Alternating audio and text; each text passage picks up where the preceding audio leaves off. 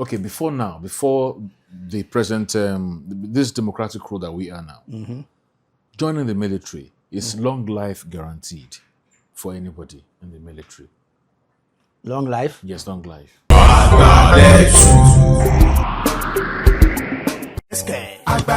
Kò sóhun tó dàbí àlàáfíà àtìlera tó péye o. Iléeṣẹ́ ẹ̀kọ́ ògùn AB Daniel Phytomedicine Limited fi ṣe àgbéjáde onírúurú ògùn fún ìtọ́jú oríṣiríṣi àìlera àti èyíkéyìí àìsàn tó lè máa da àgọ́ ara ọmọnìyàn láàmú. Agbabitas làkànṣe gbòógì tó ń dènà rọpárọsẹ̀ stroke, àìṣedéédé ẹ̀dọ̀ tó lè ṣe okùnfà hepatitis tó sì ń jẹ́ kí gbogbo oríkèéríkèé ara àtẹ̀yìn dídùn dohun ìgbàgbé. Cleanse ló máa ń fọ ìdọ̀tí àti gbogbo gẹ̀dẹ̀gẹ̀dẹ̀ tó sodo ságọ́ ara. Agbára àgbà manpower ló máa ń rú àwọn ọkùnrin lágbára láti lè máa tàbí elépé lórí ibùsùn pẹ̀lú àwọn ìyàwó wọn. Cardiovac ń tiẹ̀ ló máa ń dènà ẹ̀jẹ̀ ríru, hypertension àti àwọn ọ̀rá àbáàdì lágọ̀ọ́ ara ẹni. Egbògi diabetic ló máa ń dènà ìtọ̀ ṣúgà tó sì máa ń kóniyọ nínú àpọ̀jù ṣúgà nínú ẹ̀jẹ̀ ara ẹni. Paríparí rẹ̀ tún ní àgbà rheumatism and osteoporosis tó máa ń kóniyọ nínú àìsàn aromọléegun àti nira tó lè máa débáni ní gbogbo ìṣẹ́kù ara. Iléeṣẹ́ AB Daniel Phytomedicine Limited ló ṣe àgbéjáde àwọn egbògi wọ̀nyí jáde ní ìlànà ti ìgbàlódé fún ìlera àti ìtọ́jú tó péye fún gbogbo mùtúmùwà. Láti lè ra èyí tẹ́ ẹ bá ń fẹ́ ẹ pè 08154062605. AB Daniel Phytomedicine ló ní àlàáfíà tó péye làá fi jẹ̀gbádùn ọ̀rọ̀ ẹni. Mo kí gbogbo ẹ̀yin olólùfẹ́ ìkànnì Àgbàlẹ̀tù TV Uncensored ẹ ṣé tí ẹ darapọ̀ mọ́ wa lénìí. There's going to be a twist, a different dimension to our broadcast because the language with which we're going to present this is not going to be the regular Yoruba program. This is going to be an English presentation because of the guest I have in the studio. He expresses himself better in English language. So I have Chief Jack Adokiye or Adokiye. What is the correct pronunciation Adokiye.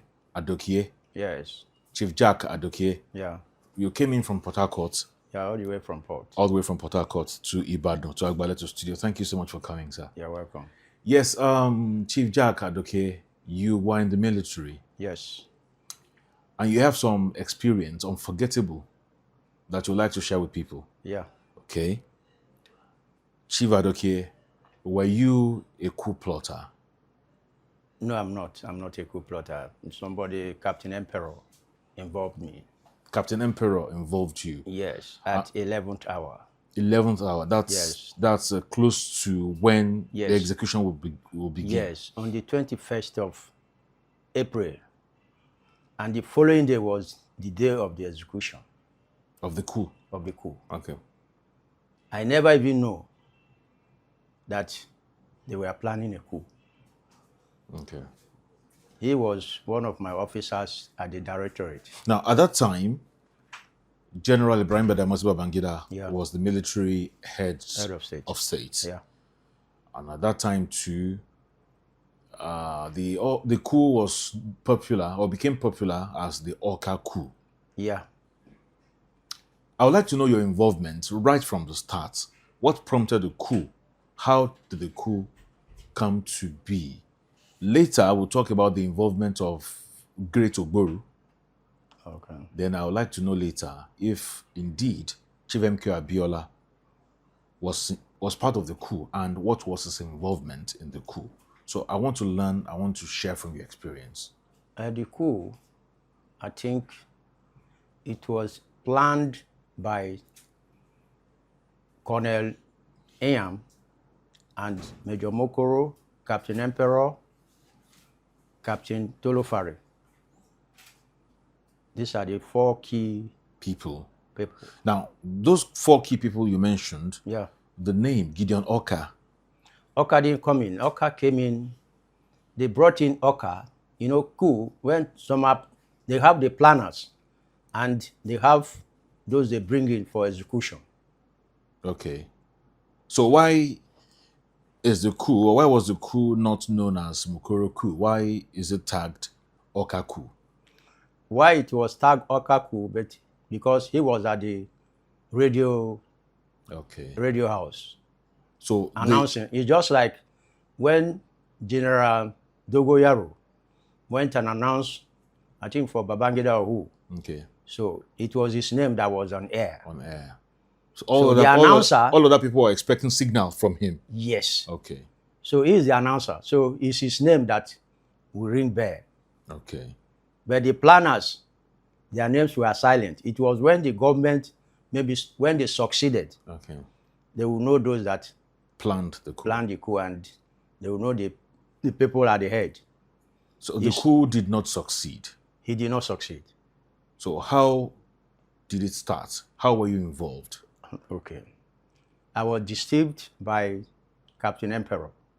Deceived. Yes, that he's inviting me for a party, that he has a party in his house. What was your what was it called? That time your rank? I was a corporal. Corporal, okay.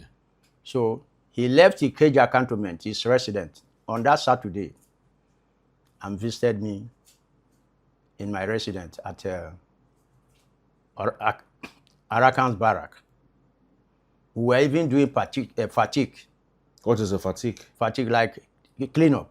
Okay. We were just doing a cleanup. Like what we call environmental? Yes, environmental. Right. Okay.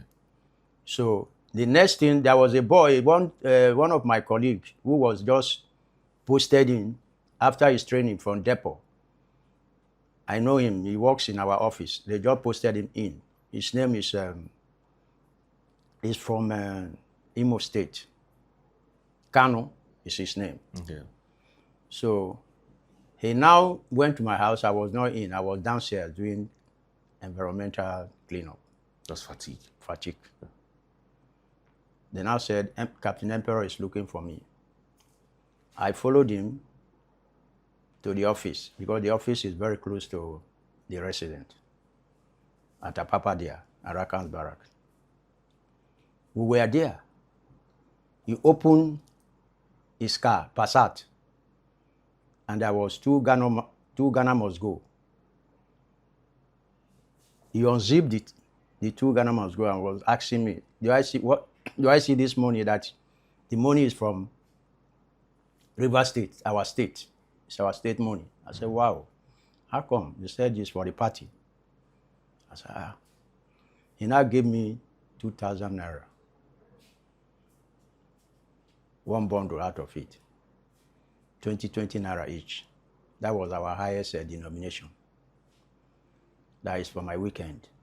Now give me 1,000 again, that I should go to Ojo cantonment and fetch one of my colleagues, my coursemate, Gillespie Smart, that I should bring him to Ikeja cantonment, whether dead or alive. I said, wow. I was thinking, I said, why should he use dead alive? Or alive. I now left to the residence. On reaching home, God was with me. The grace of God was upon me. Otherwise, I would have been a dead person. As if they chiseled my nails and my waist. But I couldn't understand. Kanu was telling me, let's go. Orkar sent us message. Let's go to Ikeja and fetch the person. We now left. On our way going, the vehicle I chartered had accident twice. That was a sign that I should not proceed on that journey. Did you feel the sign? I did not feel the sign. Two accidents and sudden body pain. I felt it, but I didn't understand the sign. The message, okay. I didn't understand the message. On getting to Ojo, as I came down from the vehicle, a girl that was working in my office, my junior, saw me from Bender State, but I don't want to mention her name. I said, Orkar, you came to Ojo, that this weekend is for me and you. Obviously, she was your girlfriend. She wasn't. Oh. I've not even chased her once. I was surprised. She hugged me and took me to her house and said I should open the fridge and take care of myself. Now let her prepare food, that the weekend is for me and her. I was surprised. And I said, no, how can I come and spend the weekend when my senior officer sent me a message? Captain Emperor sent me a message. How can I come and stay here and enjoy with this guy? No, it's unfair. And I gave her 20 naira that I will come back on Sunday to spend the weekend with her. Because of the money I gave her, she's okay. I can go and come back on Sunday. And I went to Gillespie Smart, the person that he gave me 1,000 naira for transport to go and fetch, whether dead or alive, to bring him at Ikeja. So when I met this guy, the wife went to market. The wife is a Ghanaian. They have two kids. He now took the 2 kids to his neighbor, that his senior brother is calling him, that when the wife comes back, that the wife knows Captain Emperor, that he will be back soon. We now left to Ikeja. These things I'm telling you is eyewitness report. On getting to Ikeja, I saw some group of officers with Emperor. They were drinking. Emperor now saw me. I was on brocade. He said, no. Why should we be on brocade? This is not a brocade party. That Gillespie, you people should just take something very light and take my key. Take Jack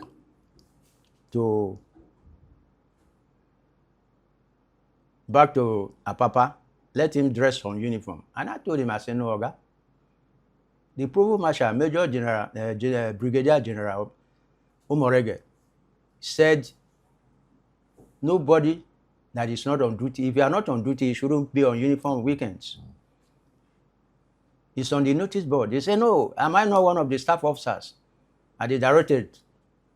It is we with the Provost Marshal that enacted the law. I said, no.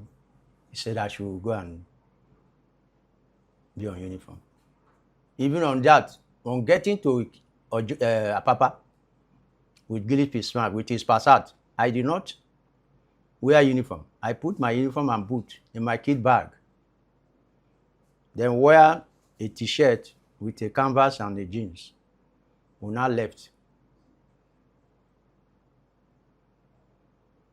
As we were going, I told Gillespie, I said, no, I have to see my senior sister at Apapa, at Ajegule. I now dropped some money for her to take care of the children for the weekend.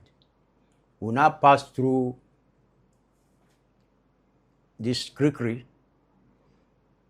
come up from Navy DC to Ojo Cantonment. We were at Ojo. Immediately we just enter Ojo, look at Captain Emperor again with some group of officers. Sir, why are we wasting time? You now ask Gillespie, take money, go, you come back with transport.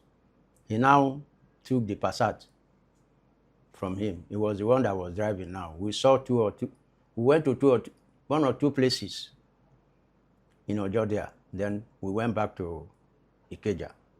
At Ikeja there, Gillespie now joined us with Kanu and Sergeant Ademokai. And Sergeant Ademokai was on duty at our headquarters, SIB. Emperor now told him that there is a party. He left his duty and came to Ikeja.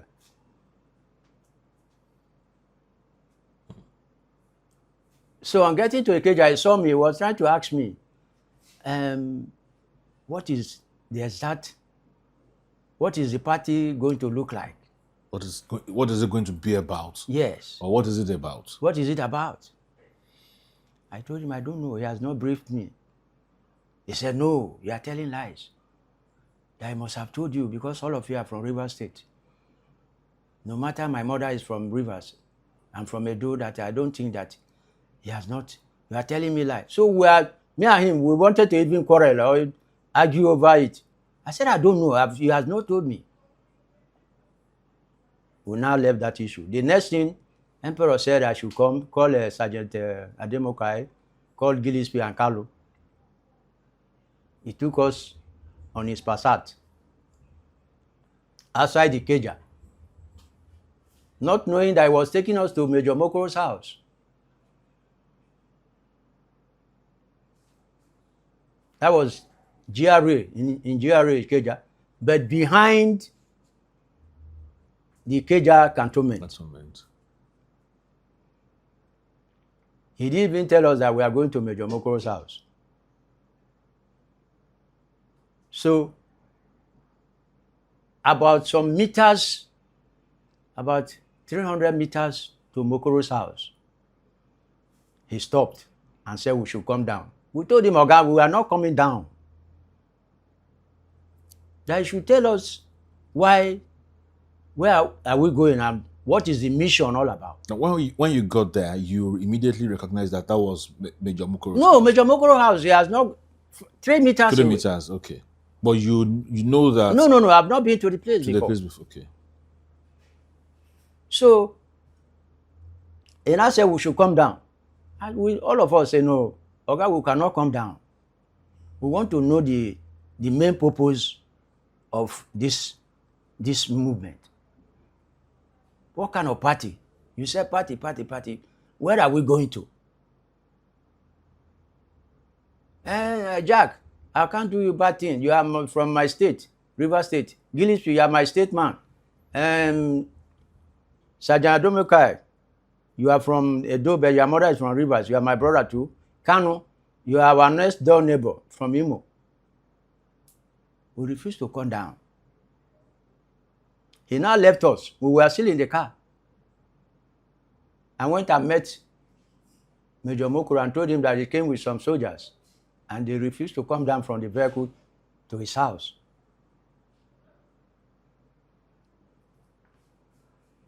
Major Mokoro now followed him. He was holding this senior officer's walking stick that you can open it and sit down if you want to sit down. You can just rest on it. Yeah.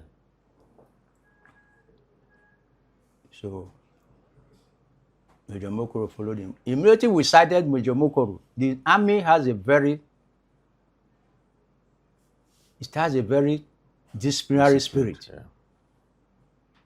That when immediately we sighted him, we don't even know when all of us came out from the vehicle To give your salute. and be at attention because we are not wearing uniform. We just stretch on attention like this. The man said, are you not all military police personnel? Don't you people know me? Captain Emperor is bringing you to my house. He now came and told me that you people refused to come down from the vehicle to visit me. We said, no, we didn't know. He did not tell us. It's okay, now that we have known, we should follow him. We now went with 2 of them. On getting there, we saw some group of officers in Major Mokoro's house. They were drinking. The house Major Mokoro's house has a boundary. This is his house. The fence like this. The next place is Ikeja cantonment. Okay. You can stay in his upstairs, in his duplex, and see the cantonment. Just the fence that divides his house and the cantonment. So that means if you drill the fence, you can just enter walk the in. cantonment. Yeah, you can just walk into the cantonment. So now, we were there. Major Mokoro was saying the people that came in now, they should have something, they should drink something. Me, in my mind, I said, no, I'm not drinking anything because I want to know everything that is going on with my clear eyes. I don't want to be drunk. Let me know the exact thing that is going on. The next thing he said, somebody should pray. And somebody prayed, and after that, that was when Major Mokoro announced to everybody that, gentlemen, do you all know why we gather here tonight? It's to flush out the present military government from seat. That was when it dawned on you that It was done on me that you were among coup plotters. Yes. And the repercussion of that is death if you are caught. Yes. My blockers run into my stomach.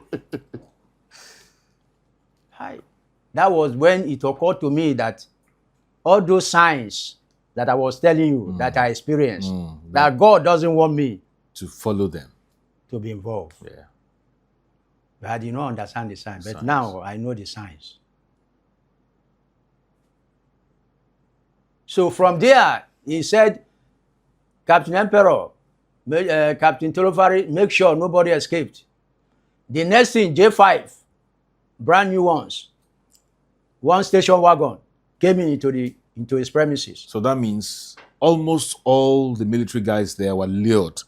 They were No, some of them knew. The officers. But since he said make sure nobody escaped, then that means more than the two or three of you didn't know that you were coming to be part of and a maybe crew. some other people that yeah. we met there don't know. That was why he used that language. They should make sure, because nobody he has announced once anybody escapes, they are in trouble. The coup is already failed, and they can counter them before even they can think of the execution. Yeah.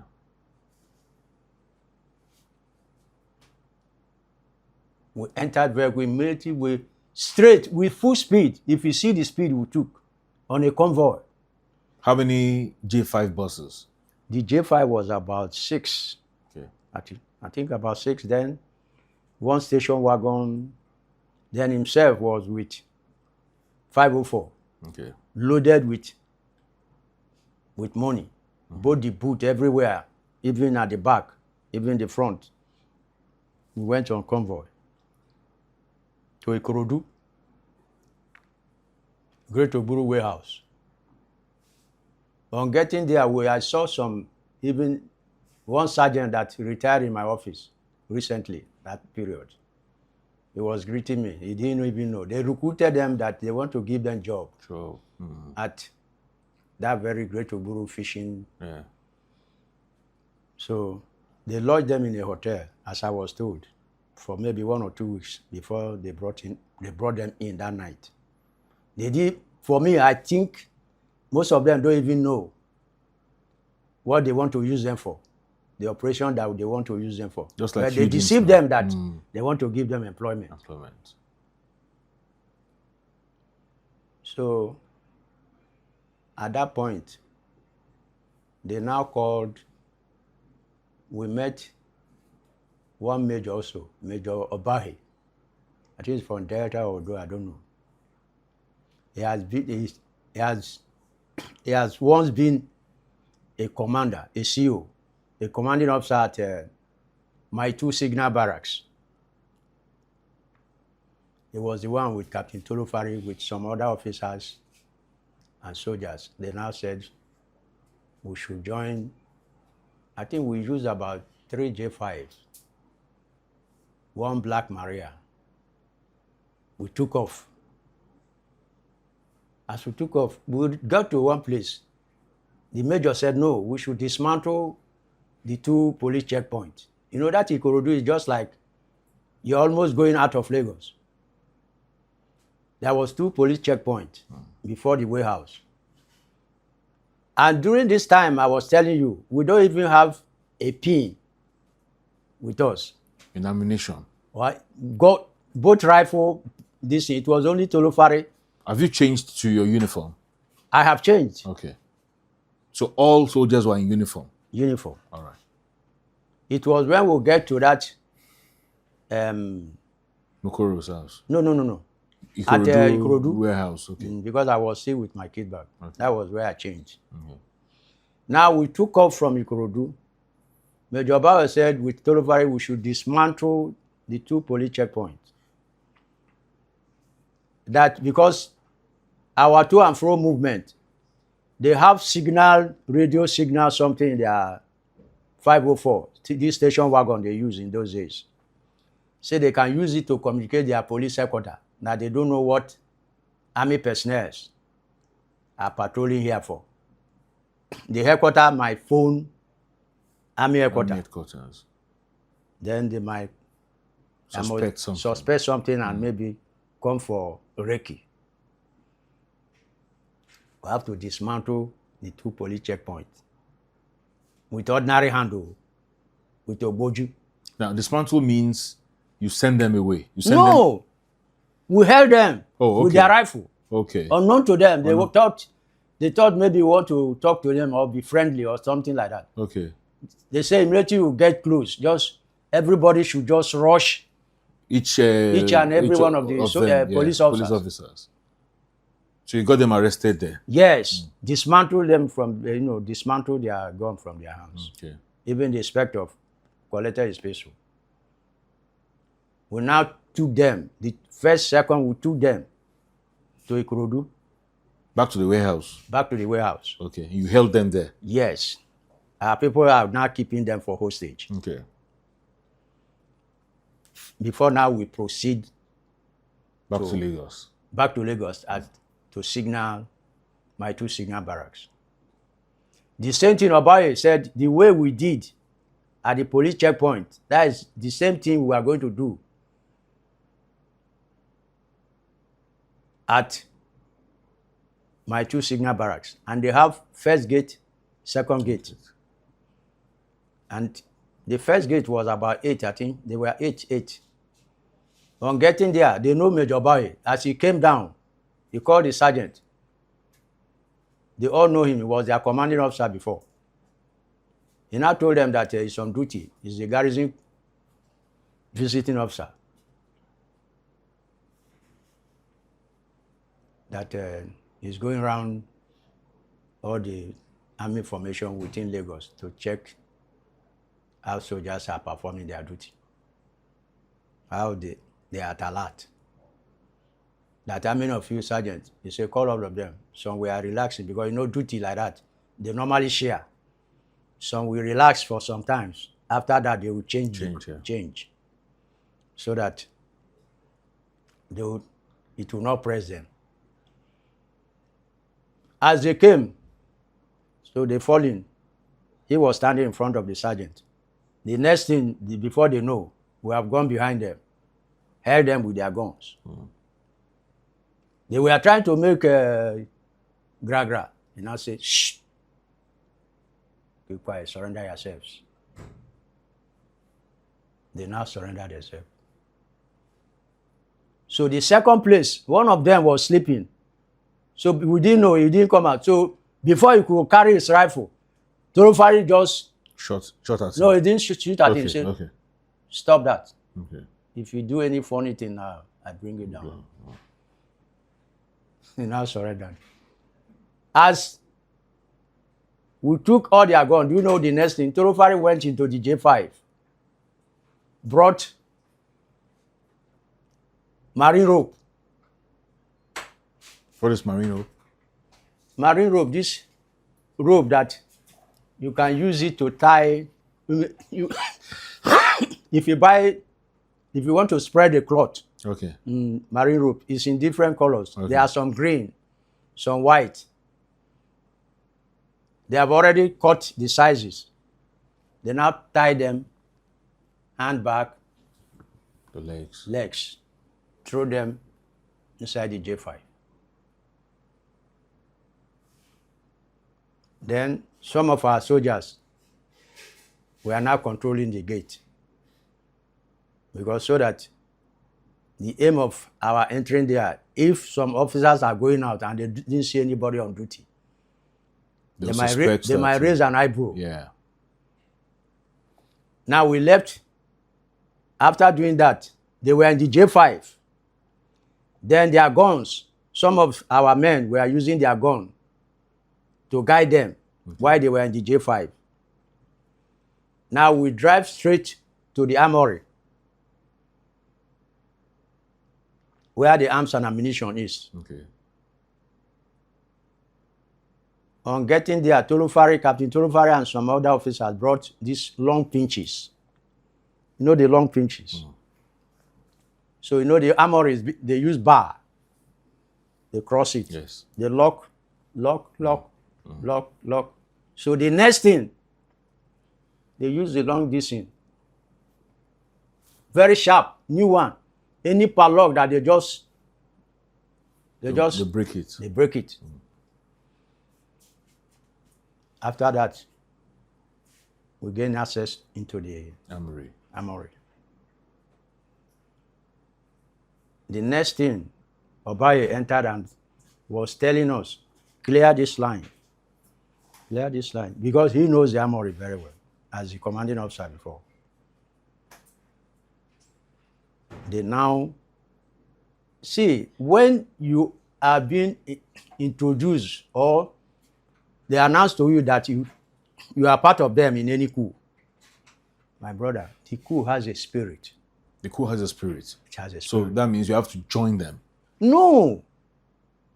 You cannot even know yourself anymore. Really? And the powers in you is extra.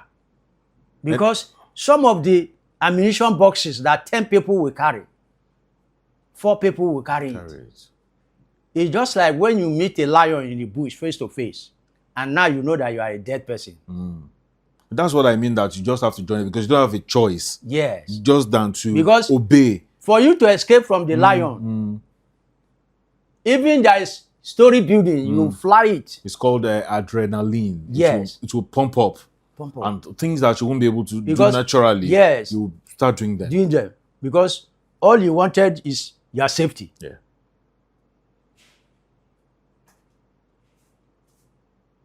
Now we cleared the whole armory by the instruction of the Major Baye. All was going inside the black Maria. We now drove off again to Ikorodu. On getting to Ikorodu, this was about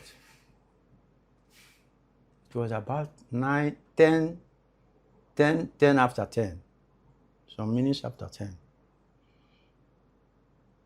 Before we could get to the gate of Ikorodu, that's a Great Oburu warehouse, Colonel Enyam and Major Mokoro were waiting. They were at the gate waiting. Because at the first instance, Enyam was not with us. I did not see him at Major Mokoro's house. Okay. The information I got is that he went to Dodan Barracks to meet his coursemate, the CNC ADC, the ADC to the Commander-in-Chief. That is Colonel UK Bello. Okay. He went and met him to inquire from him if the Commander-in-Chief will sleep in the barracks, at the Dodan Barracks.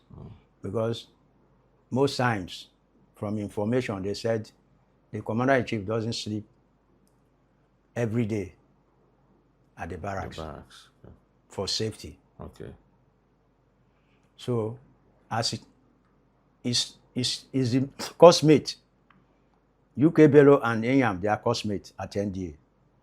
So he normally even sleep at Dodan Barracks sometimes. Okay. And he's very close to the presidency. Okay. So now they were playing chess. With UK Bello? With UK Bello. Okay. And he was cunningly trying to source out his information. Yes, and was asking me, today you and Honor go sleep? Are you people going to sleep in the barracks? UK Bello now, according to the information, that the Commander-in-Chief is tired and today they will sleep at the barracks. He was very happy. And after maybe 15 minutes, he told him he's coming. They said UK Bello now asking, why are you going now? Won't you sleep with me? He said, no, he's coming back. That time he's coming back, he was waiting for us at the warehouse. So immediately we arrived at Ikorodu, at the gate. He was shaking. He now asked Major Baye, how far? He said, success. He said, congratulations. Congratulations. He was congratulating everybody for the operation that was successful, for the recovery of the looting of the arms. So as we entered, Major Mokoro was the one who went and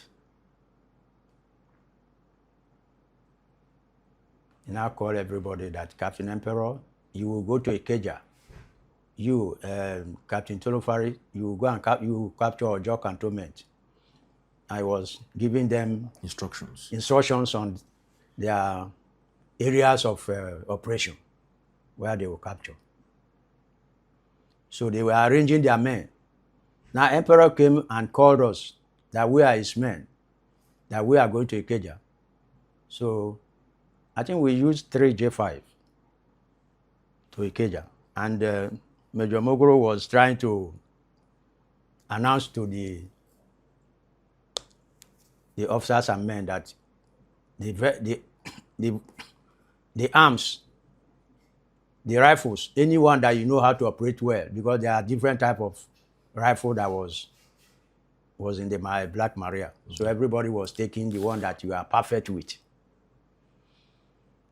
So everybody began to take, and they were saying that you should take extra magazines.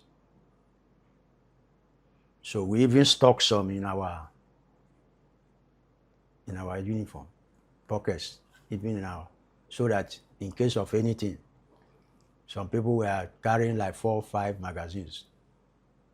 But you put one, and the other ones will be in your possession in case it finishes. Okay. You can reload. You reload and continue. So now, in that process, we got to, and they said there are some people that they are already planted in some of the barracks, and they are waiting for action by 12, sharp 12. That everybody must make sure that sharp 12 operation starts. Midnight. That's 12 a.m. April 22nd. April 22nd. 22nd. We have entered April 22nd. 1990. Operation starts. So that if your location is very close, it should not go in if it is not 12. Okay. Just stay around. You just park around, so that the people inside will not make mistake that it's not their people. Because at 12, they know that anything that is happening, their people have arrived. We now get to Ikeja. We wanted to tell, Emperor now said, Captain Dakolo, one infantry soldier, is not a military police officer, because you know that Emperor Tolufari, Major Mokoro, they are all military police officers. Okay. Even me, I'm a military police non-commissioned officer. So now we wanted to use that system that we use at the Signal Barracks. Captain Dakolo said, no, we should not. That he knows the sergeant.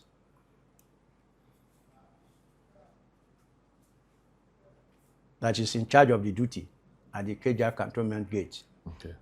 That is going to talk to him. That is his language man. That once he talk to him, they will hands down their arms and support us.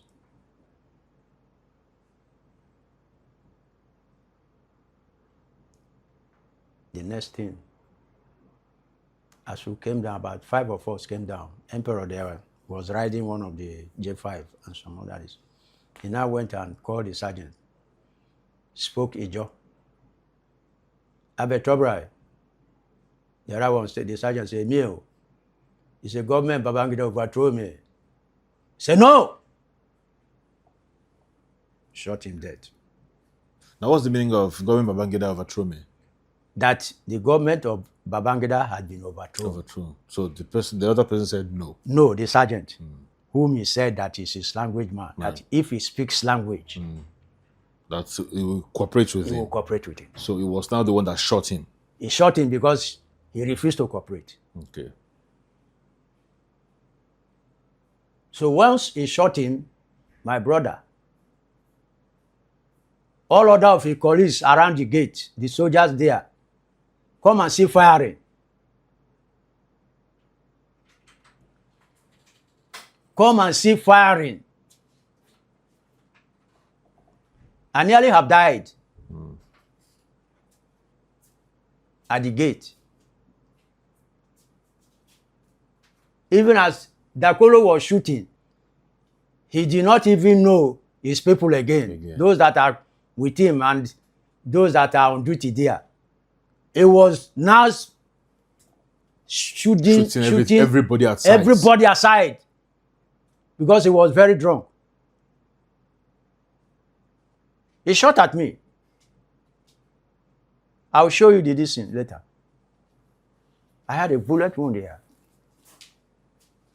But when he shot the bullet, my brother, if not that God is with me, a very close range now, close range.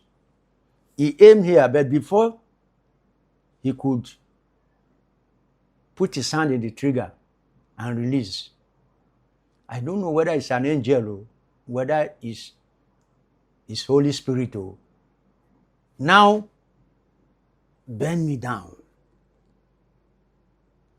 The bullet now passed through the... Yes, it did not enter my body. Marked your skin. Yes. But you can't even tell how you bent down. I can't. That's what I'm telling you, that I don't know if it is Holy Spirit or angel of God. And you were supposed to be on his team.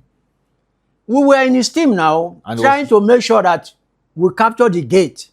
And he started shooting everybody. Yes, because... Now, after the sergeant that was killed, yes, did he eventually kill any other member, like he attempted to kill you?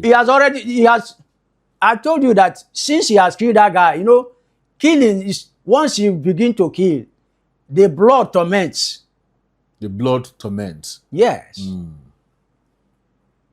So he won't care. He won't care. He doesn't care. I told you that he's the one that shot me. And none of you attempted to even kill him since he has gone mad. How? My own. I swear to God that I will not waste blood. And innocent blood. Wasn't that an opportunity for you to run away? Wait, I'm coming there. Okay. I'm coming to that place. So now I saw the handwriting. But before, I sorry to have not mentioned some area. When I got to that Great Oburu warehouse, there was a spirit that told me that I have offended God. So before we even moved from that Great Oburu warehouse, I went somewhere to kneel down and told God that I'm sorry that I've made mistakes. That the signs that he gave me, I didn't understand them. So he should forgive me. That even Daniel was put in the lion's den, and he closed the mouth of the lion. The lion did not eat up Daniel. So, but now I know that already. I'm already in the cage. They have put me where I'm not expected to be. But now, I know that you, as my creator, has the power to bring me out alive. I'm already in the death row. Because I did not bargain for this. How can you come and tell somebody something at the 11th hour? Not that he told the person that this is what he... Say, if it is willfully, they told me, I use my two legs and say, it is cool that I'm going for. It's a different thing. Then you would have negotiated what would be your gain if it becomes successful, or if it became successful. Yeah. Maybe you would have become governor of Rivers State. No, Tolofari is there now. Emperor is there. So they are senior officers. There is no way. Yeah, at least you would have still gotten maybe Sokoto's. I might work in the government house. Or your states. Yes. Governor, Lagos State. So I told God he should forgive me and pardon me and bring me out of the danger. So that's why God heard my cry. I would have been a dead person. I'll show you the bullet wound later. Mark. So now, I have seen the handwriting that already the coup has failed. From that point. From that point. Hadn't been that sergeant was not killed, Yes. you would have gone to the next step. stage. Yeah. This same guy, I'm telling you, Captain Dakolo, there is one officer also from Rivers that served him as in the secondary school as a boy. In the secondary school in those days, class 2 student can serve class 5 as a master. There is one officer, a lieutenant. He was the duty officer in Ikeja. So that day, they have made the survey, all the people that are on duty, himself and Captain Emperor, because Emperor was living in Ikeja cantonment. They have known all the people that are on duty. The same man ran down. They killed the duty officer, the lieutenant.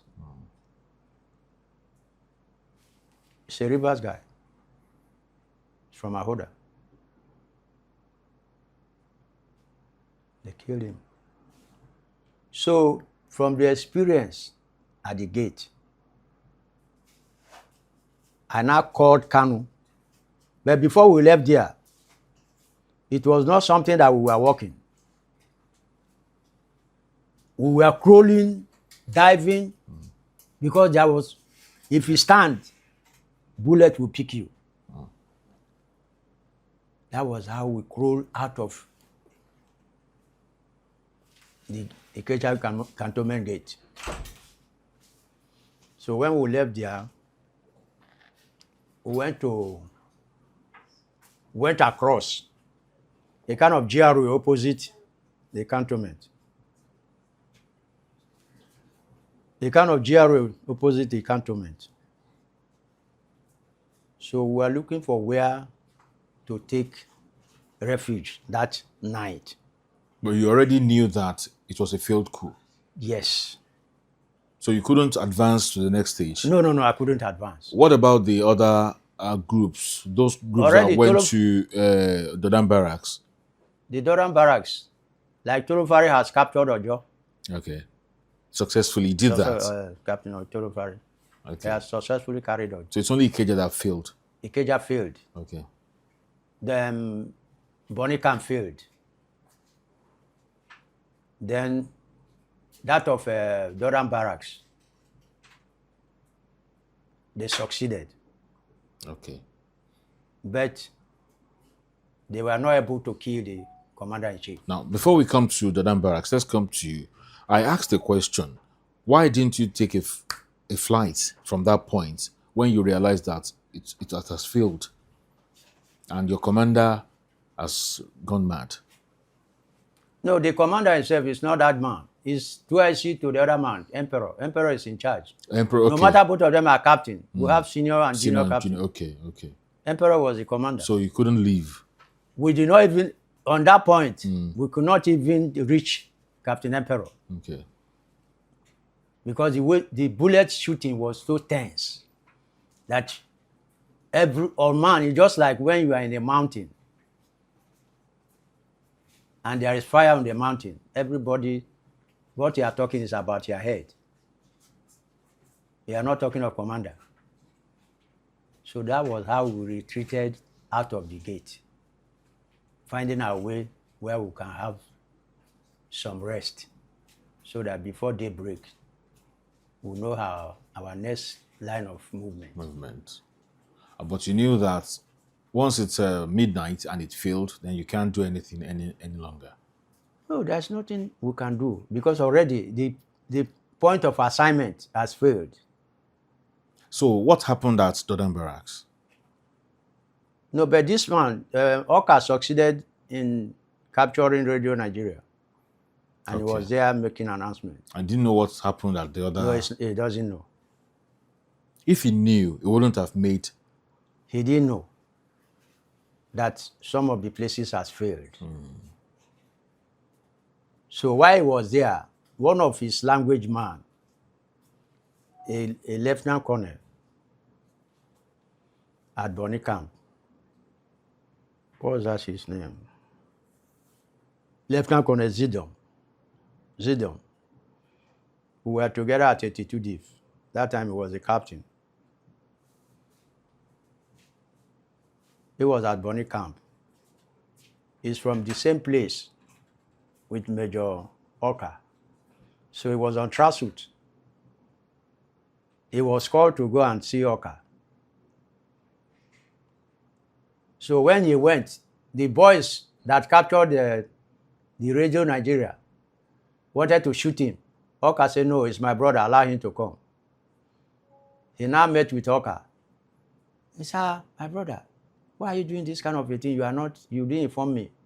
How can I help you? That time he was trying to see the manpower of what Major Orkar came with. And he has promised him that he's going to bring reinforcement to support him. But the reinforcement he brought now was to capture him. So he came as a spy. He came as a spy. Orkar was captured. And that's how I feel. They got to the Dam barracks.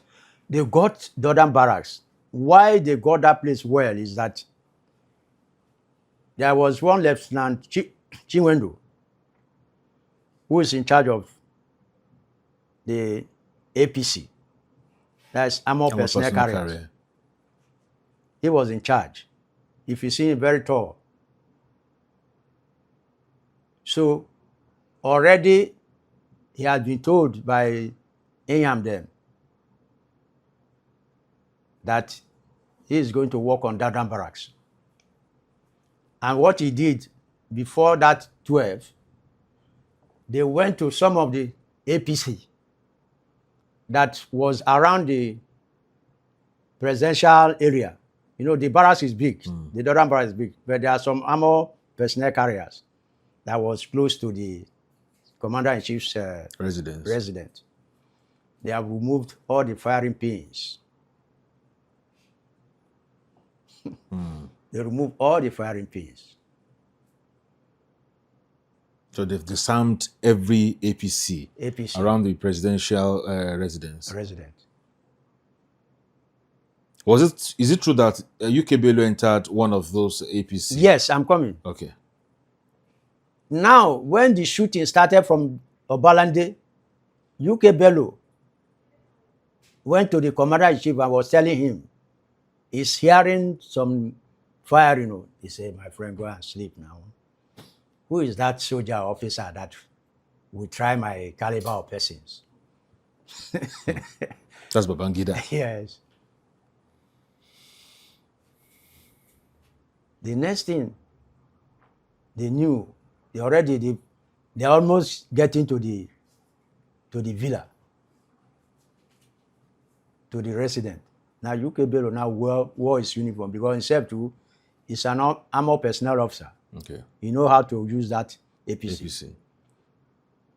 As he went in, tried to do this in no way. He was trying to go to the second one before he was shot dead. Now, that Lieutenant Nju, with his team of other soldiers that are in charge, but he was in charge, they were targeting the bedroom of Mr. President, of the Commander-in-Chief. That's why after the dissing, the Commander-in-Chief could not even stay at Dodam Barracks anymore because the damages that was done to the building is something else. But from the statement I read through Google that Chinwendu made, Lieutenant Chinwendu made, he said he saw the Commander-in-Chief while escaping. with a white 504. But he doesn't want to kill him because he was one of his instructors at their school of armor at Bauchi. So it's like he has that spirit of, this is my lecturer. How can I kill my lecturer? You know, there are times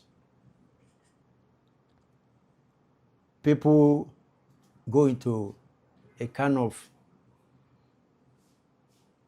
inferiority complex.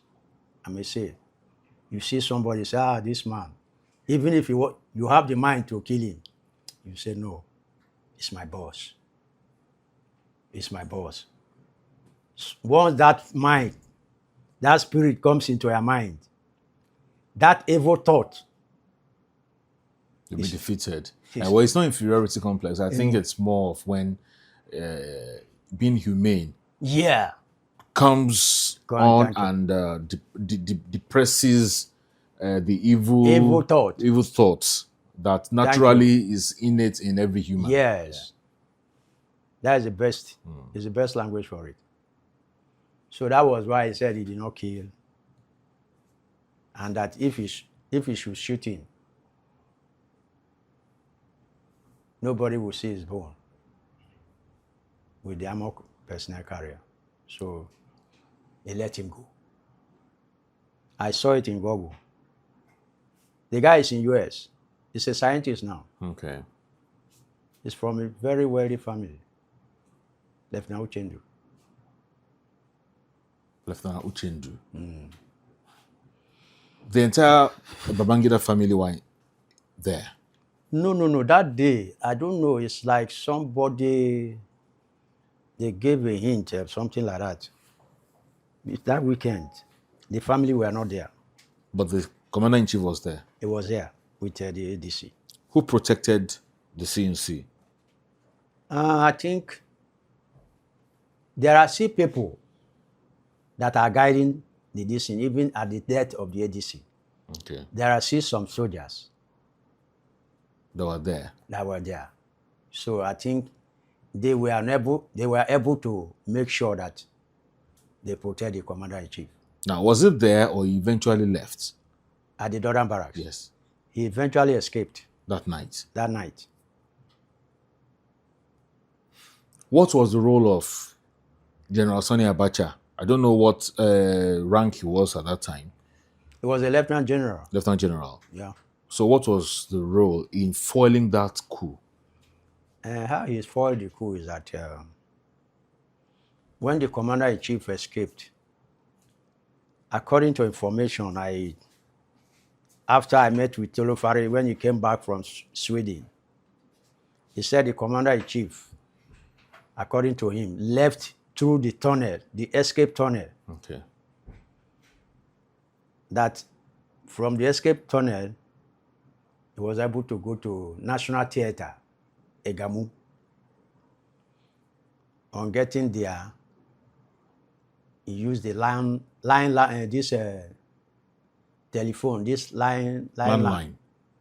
to call the GOC at one diff.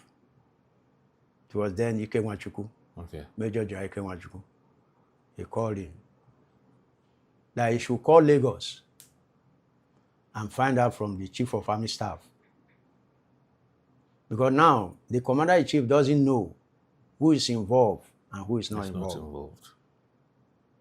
So he doesn't want to have any contact with anybody in Lagos, mostly. Okay. And when you're referring to Lagos, you are referring to Ikeja. Both Bonny Camp, everywhere. Everywhere. And all the military cantonments. And most of these cantonments are filled. They didn't just fail like that, but they failed on different hours. Okay. Not at the same time. Okay. But Ikeja was the first to fail. So now, he now told Ike Nwachukwu that he should make sure he called the Chief of Army Staff and asked which part of the game is he? Is he with him or is is against him or not. So the Ikemwachukwu now called him that, where is he? He was in his guest house. They even went after him. They even went after General Abacha. They went to his flag house. But he was not at the flag house. He was at the guest house. They even went to the guest house. But he hid somewhere. They didn't find him. He was the owner of the guest house? It's a guest house for Chief of Army Staff. Chief of Army Staff, okay. Okay. It's a Chief of Army Staff guest house. So it's for him. Okay. So now, himself, he hid himself somewhere. They couldn't find him. They left. As they left, I think he called the son. The son now came and picked him away from that guest house. Okay.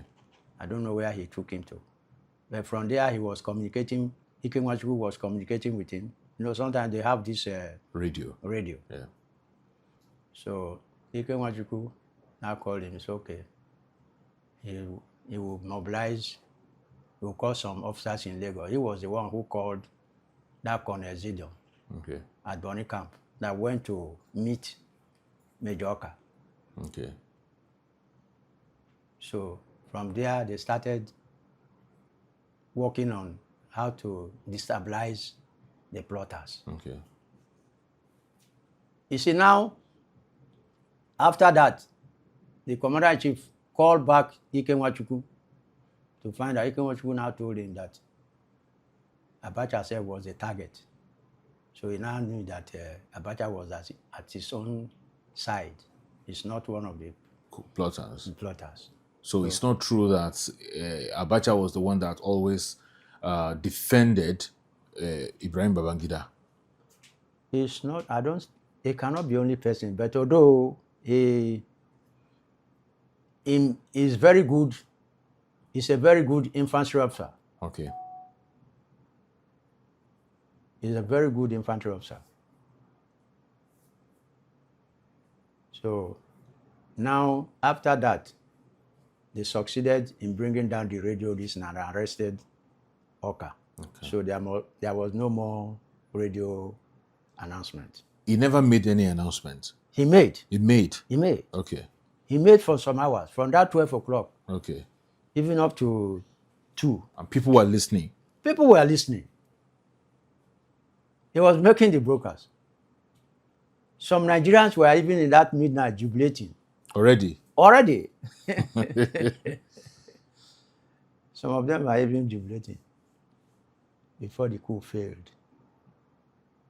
Now, when did they start making... Now, before I come to the number of arrests, a lot of people were killed eventually. On both sides. On both sides. Yeah. Which side lost more people, more soldiers? I think the coup plotters should be... They lost more soldiers? Yes, because when the other government forces reinforced, most of the coup plotters, they have almost exhausted their bullets. Okay. So most of them too that surrendered were captured. Okay.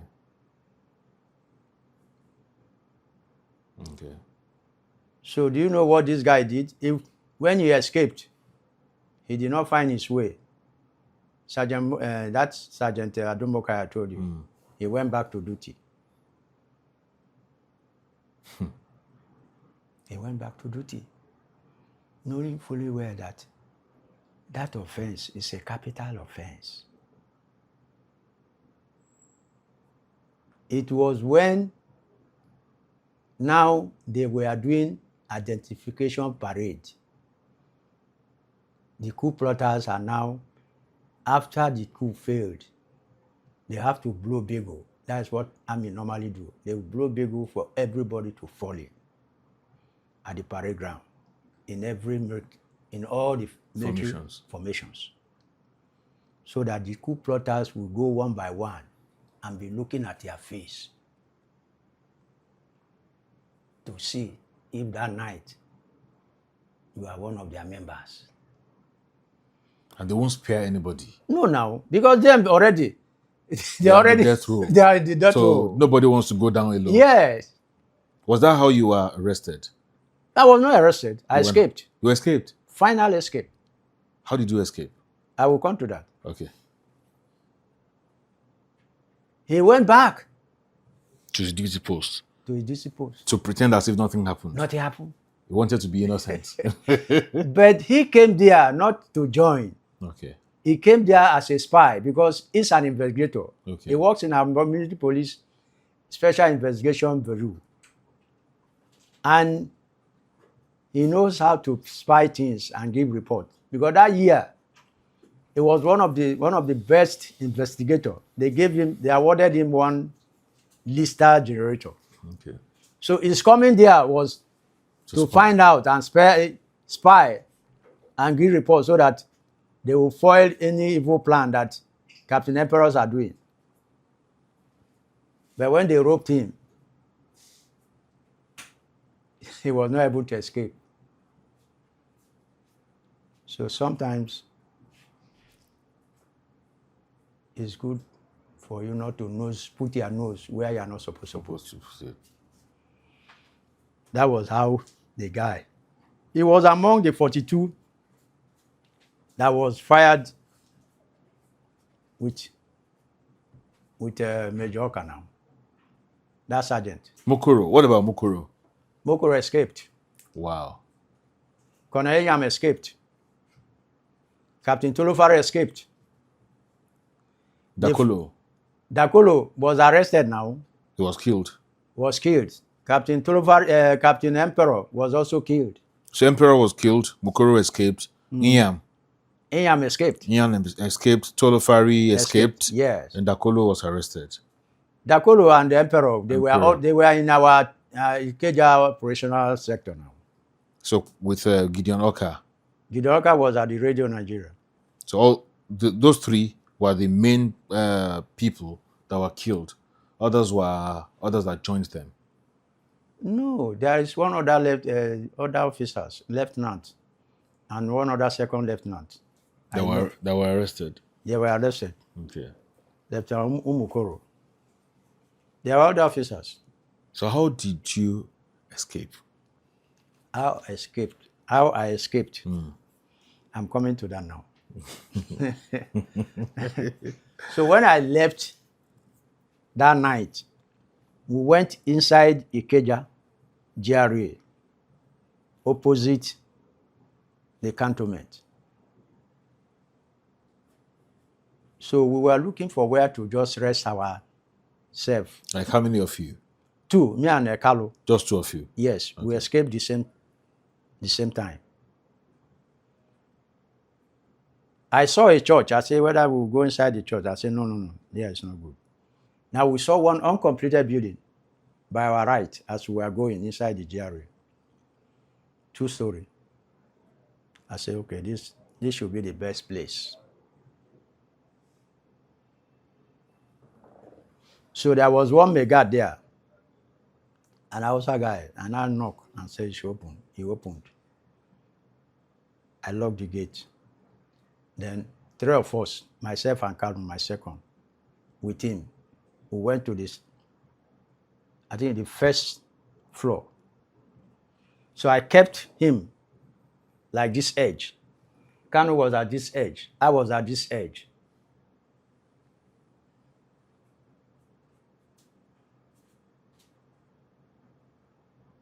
So that was how we just rest for the night. Well, you held him hostage, right? No, hostage, but he's a free man, but all of us are together. Okay. We didn't tie him. But you told him not to do any yama. Yes. Let him just relax there. Okay. And so, if he tries to do anything. But we are watching him. We are not close to him. You have your guns and everything. Yes, everything. And you were in uniform. Yes. Okay. He knows.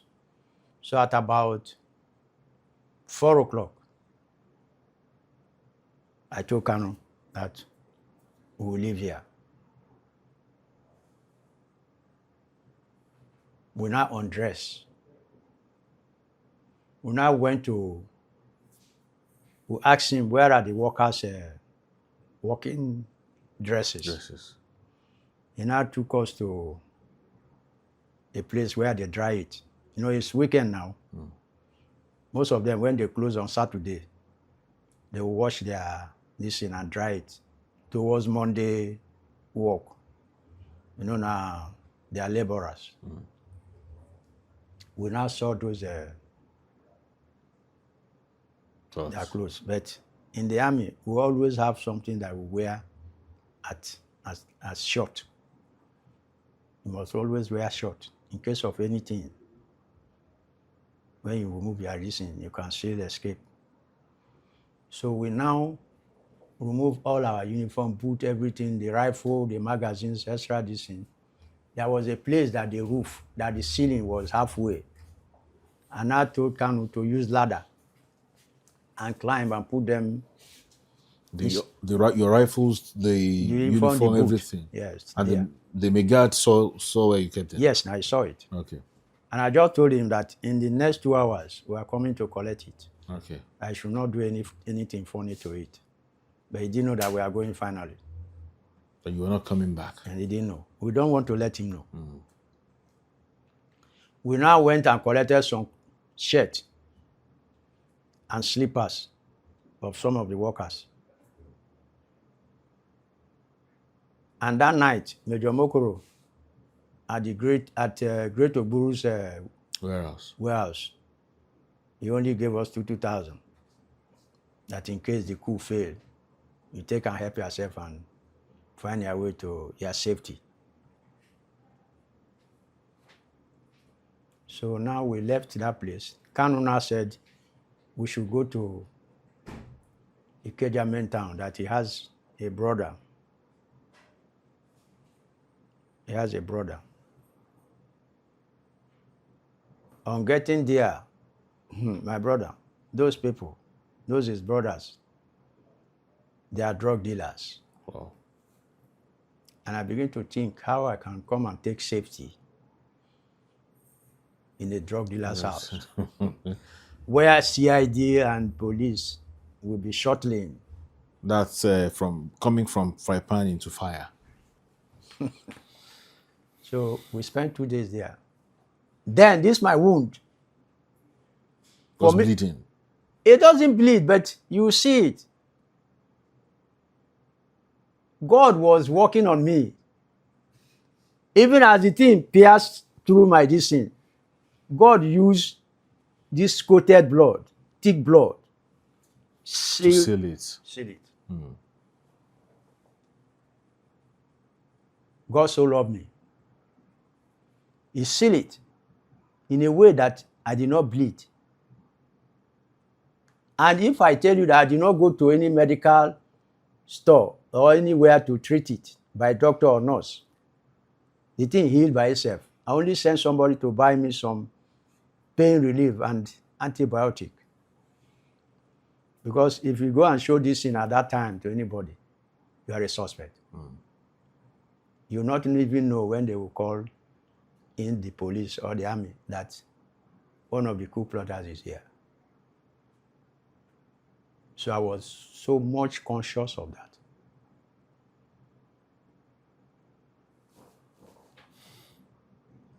Did you leave Kano? No, I was with him there.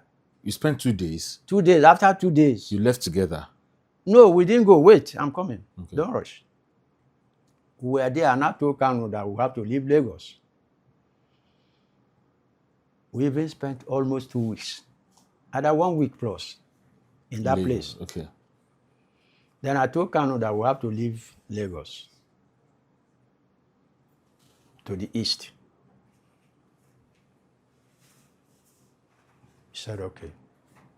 But I now said, before we leave, I need to find out the requirement of what is obtainable at the toll gate. Because the toll gate now, they said, any vehicle that is going out from Lagos, soldiers will search you, interrogate you, question you. All the vehicles, everybody will line up in a single file. You will tell them the type of work you are doing, this and that. before they will allow you to enter the vehicle to move out of Lagos. So I need to send somebody to get all those informations. And secondly, I need to make sure that no military police officer or personnel is at the toll gate.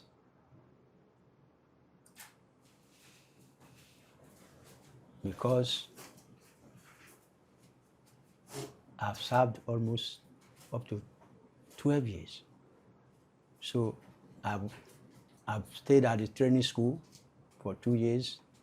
I've worked at Tutu, Lagos, and other places. So I don't want to encounter any military police personnel because they will surely say, this is our man, where in they go?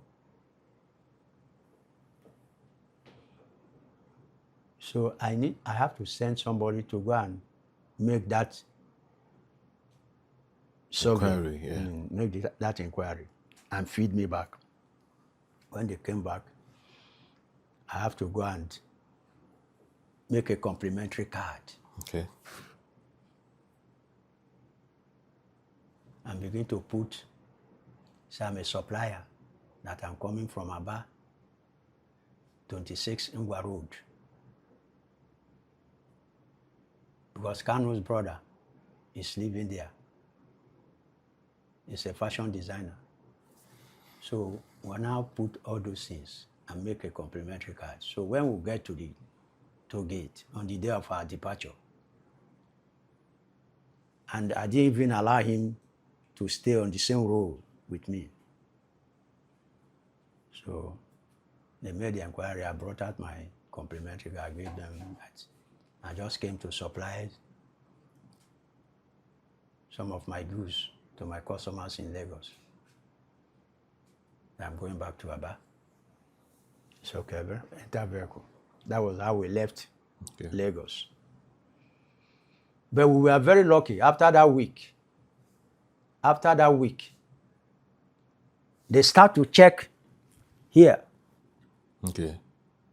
If you are constantly wearing boot with socks, they will know. They will know. And here, where you tie your boot, you have a mark. Okay. You understand me? There will be a mark here. Okay. Because where blood fails to flow freely, they will see the mark there. They will see the mark because constantly you are wearing boots. Then what about the heels? The heel, yeah, it's only here they will check. Okay. It has a color. It should have like a dark patch. No, it will not be dark. It will be somehow like this. Okay. Because every time. And it will be hard. It will be hard. Okay. So when they check. So they used to check. They check those things after we have moved. We have gone out of Lagos. We are very lucky. And if it were to be something that they would say, remove your dress. They would have seen your wound. So God was. And by that time, those other people, those 42 people have not been court-martialed. They have not been. No. They have started arresting them. Arresting them. Okay. They are arresting them. And it was later they started trying them. Like how many months after you escaped? I think it got April. I think they started trying them at about June. Okay. At about June. And Nju was the court-martial president. Okay. Now, how did Mokuro escape? Are you aware? But well, I don't know. I will not talk about how he escaped because I was not in the same sector. Okay. With him. But because he's a major player, one would be curious about how he escaped. But himself and Colonel Liam, I believe, with their position and this thing, they will be at people that maybe with their radio communication that will be making some kind of support group Okay. to any of the sectors that need assistance. You understand what I mean? Mm-hmm. So if they call them that they need reinforcement, so place, they will now, maybe some people are still standing by at Ikorodu. They will now move them with J5 to go and give support Okay. to social group that they are lacking manpower or maybe they need ammunition. Okay. So in such a distance, they are always on their radio. So as the thing is failing, they are also aware. Because any of the officers that have captured any area that they have given him,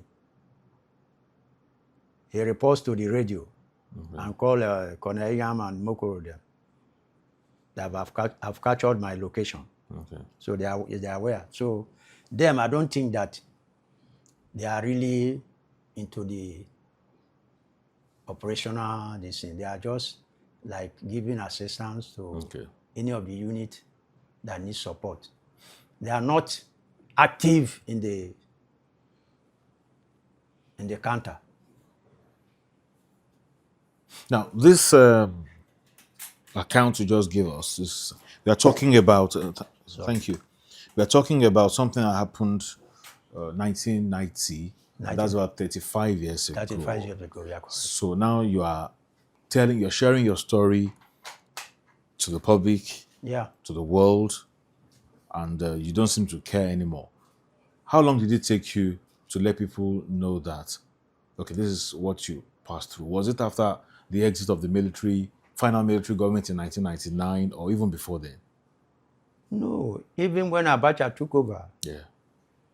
he made an announcement that since the coup plotters also hunted for him, that if his government find any one of them, they will face the same consequence. The coup plotters from 1990? Yes. So you were still hiding till 1990? I hid up till 99. That was what I'm saying, that when the military government... It was when this man took over after the death of Abacha, Abdulsalam Abubakar, okay, that he gave pardon okay, to 3 groups. Okay. The Orkar group, General Obasanjo group, and Colonel Gwadabe. Okay. The Obasanjo group, how sure are you that that coup was real? Well, the thing is that now I don't really want to go into it. You are not there, but I want to give you some insight All right. of the little idea or what I know about it. But I'm not telling you that. It's a straight, okay. Yes. Or maybe you give me how the military operates and how they think when it comes to coup plotting. That Obasanjo owned was a setup. Okay.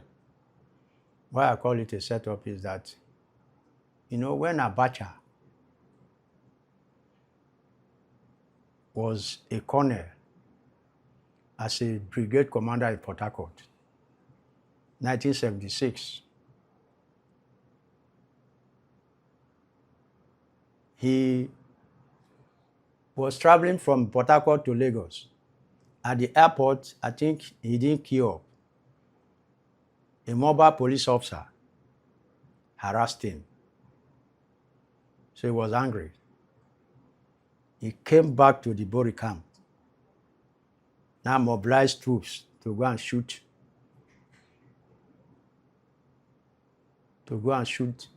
Mopo officers at the Mopo barracks at Harbour Road, Port Harcourt. So when they killed those Mopo officers, that time Obasanjo, Murtala was late. Obasanjo and Yaradua, General Yaradua, they were number one. Yaradua was number 2 man. Obasanjo was number 1 man that time.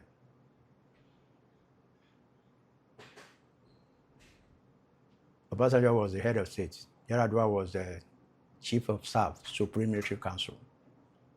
But now they call it number 2 man. Yeah. Now, in that process, the story that I was told, where the genesis of the case, Yaradua, even the late president and that Yaradua, I know they are the same. Yeah, the same father, same mother. Yeah. So their uncle, that was the emir, was the man, the person that married Abacha's wife. Okay. He was the first person that married Mariam Abacha. Okay. And later she left. I don't know whether you are aware of it. No, I'm not aware. I'm not even aware Miriam had one husband before marrying Abacha. But you remember Abacha's son that died in the plane crash? I heard about that. That was the boy. Okay. He was not initially, according to the information, it was because even I read it in one magazine. How Abacha now married her, but she was either with 1 or 2 months pregnancy for General Yaradua's brother, who is an uncle, Okay. who is an emir.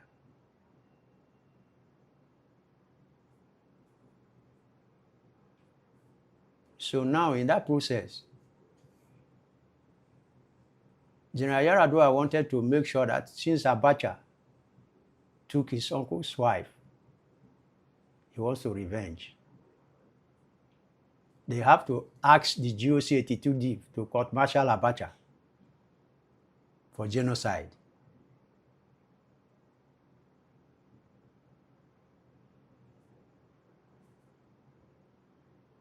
During this period of time now, they already has sent a signal to the GOC to dismiss Abacha from the service.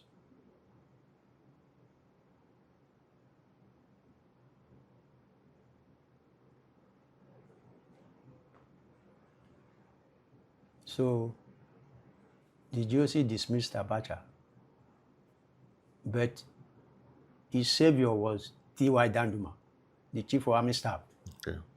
He now told the GOC that you cannot bypass me as the chief of army staff and send your findings or your final recommendation for the trial of Abacha to the commander-in-chief or to the number 2 man. You must pass through me as the chief of army staff. That is their reporting line. So when the thing came to his table, he cancelled the dismiss. And with his power, he gave Abacha 1 step down. Okay. Just as a punishment. To lieutenant colonel instead of colonel. Okay. He reduced him to lieutenant colonel. Okay. So that was how Abacha remained in the army. Danjuma was his savior. So when he took over government, if you follow up my story, when he took over government, he said, okay, this is the position where Yaradua Was. and Obasanjo was. And they recommended for my dismiss and maybe probably jailed. So I'll use this same position now and intimidate them. Okay. It was a setup. Yaradua was detained at Abakaliki prison, while Obasanjo was detained in Port Harcourt prison. And both of them, they planned to kill them on the same day by poison. By poison? But Obasanjo was lucky that an inspector of the prisons gave him a tip. But Yaradua was not lucky. He was not lucky. He did not eat the food. If not, both of them would have been dead same day. So I don't know if you are following. Yeah, I understand. It's a kind of a revenge. Revenge, not an actual coup. No. It's a setup. There was a coup before the Orkar coup. There was a coup. Mama Vatsa, Vatsa, who was Babangida's cosmate. cosmate. And they said they are just like brothers. They are all from Mina. Was there a coup then? That was a coup. There was a coup. Yeah. There was a coup. And like you said about Gideon Orkar coup, because Gideon Orkar was to make the announcement, that was why he headlined that coup. That coup. The Mama Vatsa coup, did he actually plan to take over government from Babangida and kill him? Or was there a trait of No, I don't. jealousy? There is a trace of jealousy. Okay. Because from what the information I even had when I was in Lagos, that even when Buhari made Babangida the chief of army staff, Mama Vatsa kicked against it. You know, Mama Vatsa is a poet. But he's so stubborn. Even when Babangida were dead, he was his best man. Yeah. They were so close. They were so close. And they were the same cosmate. At the NDA, according to what I was told, look at his bed, look Mama Vatsa's bed, see General Buhari's bed. But himself and Babangida Vatsa, they are from the same Mina. So, but I will just give you, it's not an eyewitness, this one anyway. Okay. I'm just giving you some tips on all these other areas that you are asking me. That of Mama Vatsa. Mama Vatsa really was trying to group up some officers to overthrow IBB. Because at that time, I was still in service. Okay. So now, Babangida was in Lagos while Mama Vatsa was at Abuja as the Minister of Federal Capital Territory. There is this Yoshiayo, Colonel Yoshiayo, Colonel Bition. Like Colonel Bition, we have worked together at Tutudiv. So he now was arranging with them to organize the coup. Already the coup, where the coup failed was from one colonel. The colonel was told about the coup. He accepted, but at a stage, he came back and told them that he's no longer interested. They now think of how to eliminate him. Okay. They now think of how to eliminate him. Now they have to, with the help of Mama Vatsa, they have to organize a seminar at a lorry. The seminar was at a lorry. They now put the colonel's name as one of the participants with some other officers for the seminar. So at the hotel, they will pick them to maybe the venue where the seminar is, either in the barrack or anywhere. After which, they will come back to their hotel room. So, but what they did now was to, before they came back to their hotel room, they planted 2 soldiers in his hotel room. So as he was coming in, opening the door, the 2 soldiers picked on him. The orderly that was holding his briefcase even ran. So it was short. He fell, and they took lift and left. But unknown to them that the man has not really died. Right. Okay.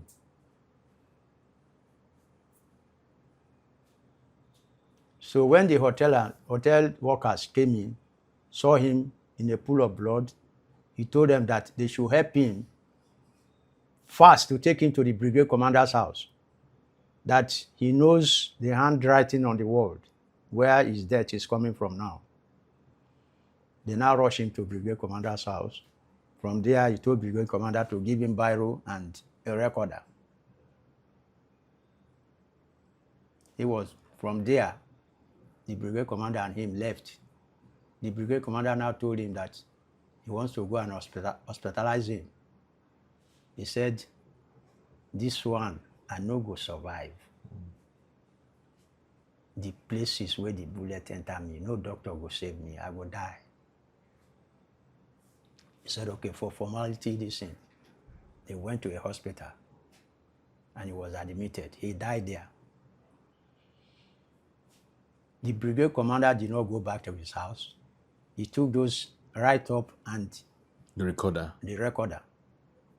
He did not even go to airport because he's afraid if these people should hear that information has been given to him, they will trail him and make sure that they kill him. He took through road, he chartered motor through road to Lagos to deliver the document to the commander-in-chief, IBB.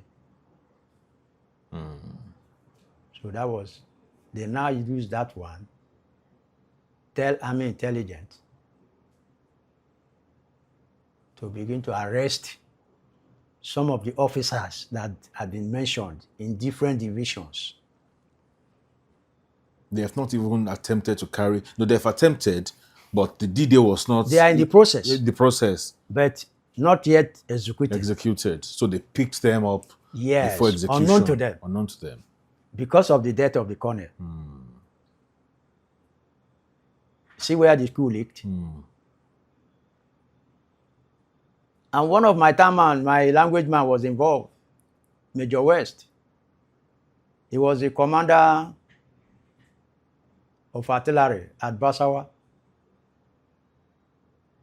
When he heard that some of them had been arrested, he ran away.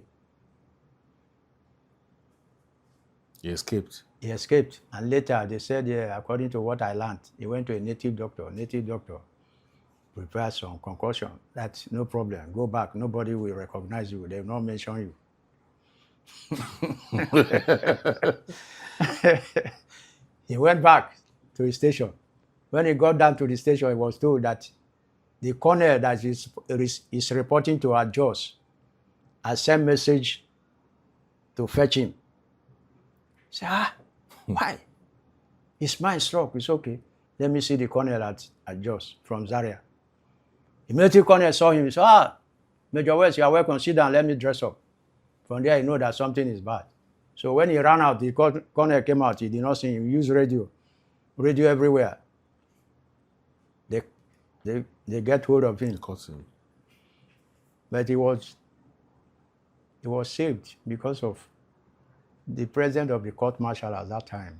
Okay. Was from Rivers. So concussion no work. Yes. Native doctor no. Major General Charles Ndiomu was the court martial president. So he committed his son to life prison. Okay. So after some 1 or 2 years, I think one government pardoned them. But you go and collect back his money from the native doctor anyway. That was how he came out. So even when Mama Vatsa them and some Colonel Bition and Yoshayo, they were taking them, according to what I learned, they were taking them to the firing point. They were asking, where is Major West? Why is he not among us? Then I told them that it's coming second batch. And there was no second batch. That is the favor that he had. All right. I still have a few more questions before I Okay, go ahead. wrap up, sir. What was the involvement of Great Ogboru in the Orkar coup? Okay. You used a swearhouse. So is it true that it was into gun running? It wasn't into gun running. There was no single gun. He did not import any gun. All the arms and ammunition was gotten from The armory. the armory at 92 barracks. So how come they conveniently used this warehouse? Yes, I'm coming to that. I'll brief you. Great Ogboru and Major Mokoro were classmates at Ugeli High School in secondary school. And this great Major Mokoro is a very lucky officer and is very brilliant. So he applied for again an admission in US to study criminal justice. There were about 7 officers from our directorate, military police, that gained the admission. Some read criminology, some read criminal justice. He was the only one that read up to PhD. Others read up to master's and came back. So he finished his PhD 1986.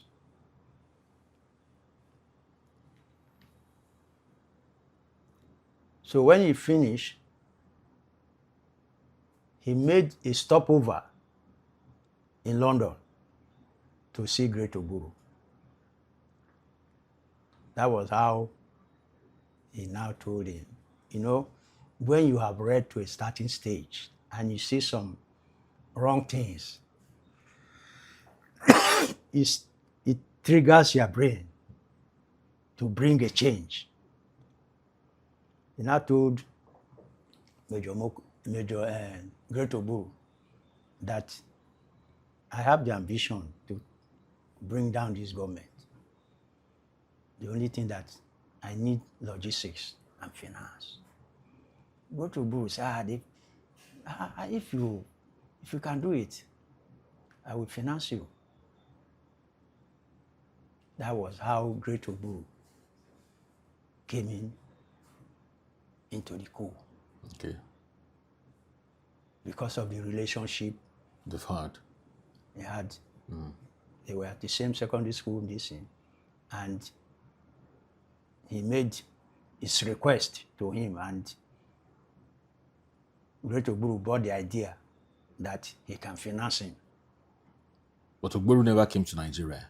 No, he was in Nigeria at that time. Okay. He escaped. It was one of his brothers who is a lawyer that took him outside the border. Okay. So before they could know it that it was a Great Ogboru that left, when his brother was coming back, he was arrested. Okay. He was detained along with Captain Emperor them now. But since he's a civilian, he was jailed during that pardon of the general pardon by Abu Salam. Okay. Was released. He was released. Okay. He took his brother out of the country. After? From the border. Border. Okay. Great Ogboru was in Nigeria the day the coup was taking place. Oh, I thought it was in London. No. It was in Nigeria.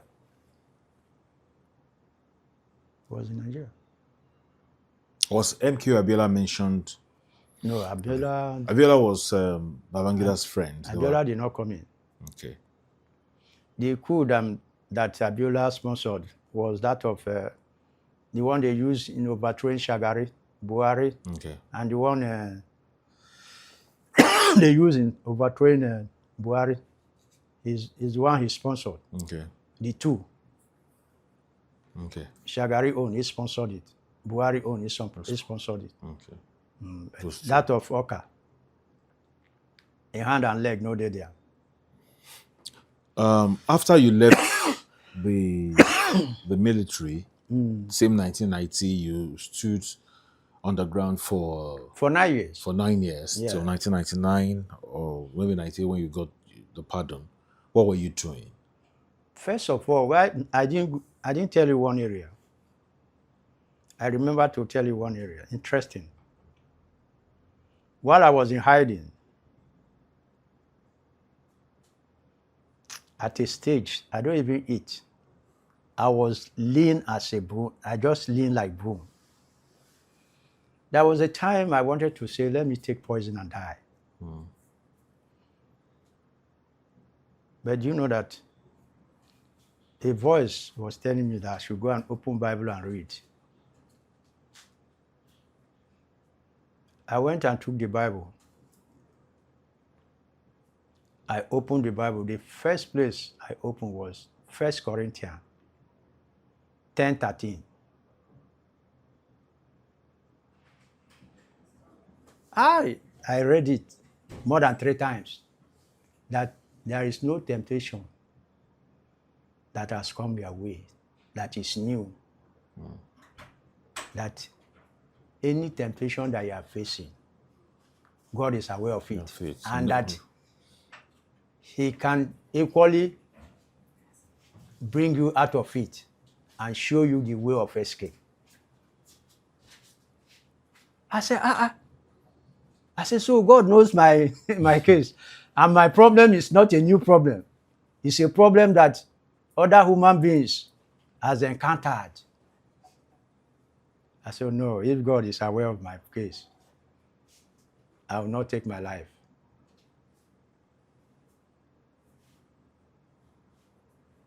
I won't. Then there was a period too, I became so worried. I said, this thing, from Shonikon to Abacha, this and that, no pardon. What is all this? God showed me another place again. 1 Joshua, chapter 1, 5, which was telling me there is nobody that will be able to stand with you, that stand after with you, that as I'm with Moses, I will be with you. I will not fail thee, nor forsake thee.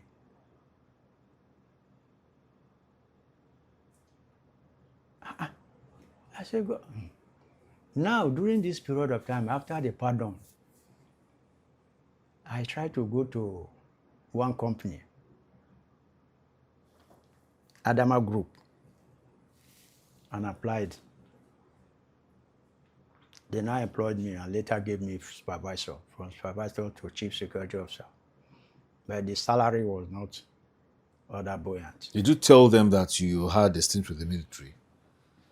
Yes, because the general manager is a retired major. So he knew about your story? He did not. When they employed me, I did not tell him. Okay. I just submitted my school cert and everything. I was working. It was when I was working that the deputy manager, security, was trying to familiarize himself with some of the staffs. Okay. That was when I introduced myself as a former military police officer. Okay. So along there, I think the major was made known. Okay. But there is nothing they could do because a pardon had been given, so nobody can harass us. Mm-hmm. But the only problem is that some of these senior officers, they're supposed to, after the pardon, they're supposed to gazette all of us, then pay us our pension and gratuity. But nothing is done. But by right, I learned that Captain Tolofari told me that some officers among us, among the coup plotters, have been gazetted and they are paid their pension and gratuity. They are taking their pension. They didn't care about the other people that they involved. You see life for you? So they didn't care. So while I was in hiding, I was staying with one apostle at Imo State. The apostle, it was my senior sister that took me to his place. He was of the cherubim. The man is a very strong prophet. So although anywhere I go, God doesn't reveal my problem to any of the prophets. Any of them? Any of them. They won't be able to say anything They about can't you. see. God blinded. You are a special breed yourself. God doesn't want me to be exposed. It was only one lady in one of the services. He said, Konkogoga, I did see some soldiers way around you, they give you compliment. If you be soldier before, I said, no, I don't retire since. He said, I don't know why I see soldiers around you. They give you compliment. I laugh. But you confirmed that one. He see, but he don't see my problem. He can't see my problem. He was just seeing soldiers around me, but he cannot say this is the problem that I was involved in. So it was later I told the prophet after 9 months. He took me as his son, so I confided in him to tell him my problem. The man really helped me. He took me to a junction that has 4 corners. Okay. You understand? Yes, we call it Oritameri in Yoruba. Yes. At about 1 year, with candle, he told me, he said, as I'm doing this prayer for you, once a vehicle comes, the prayer don't spoil you. So I knelt down at the junction, facing. So we started the prayer, started the prayer.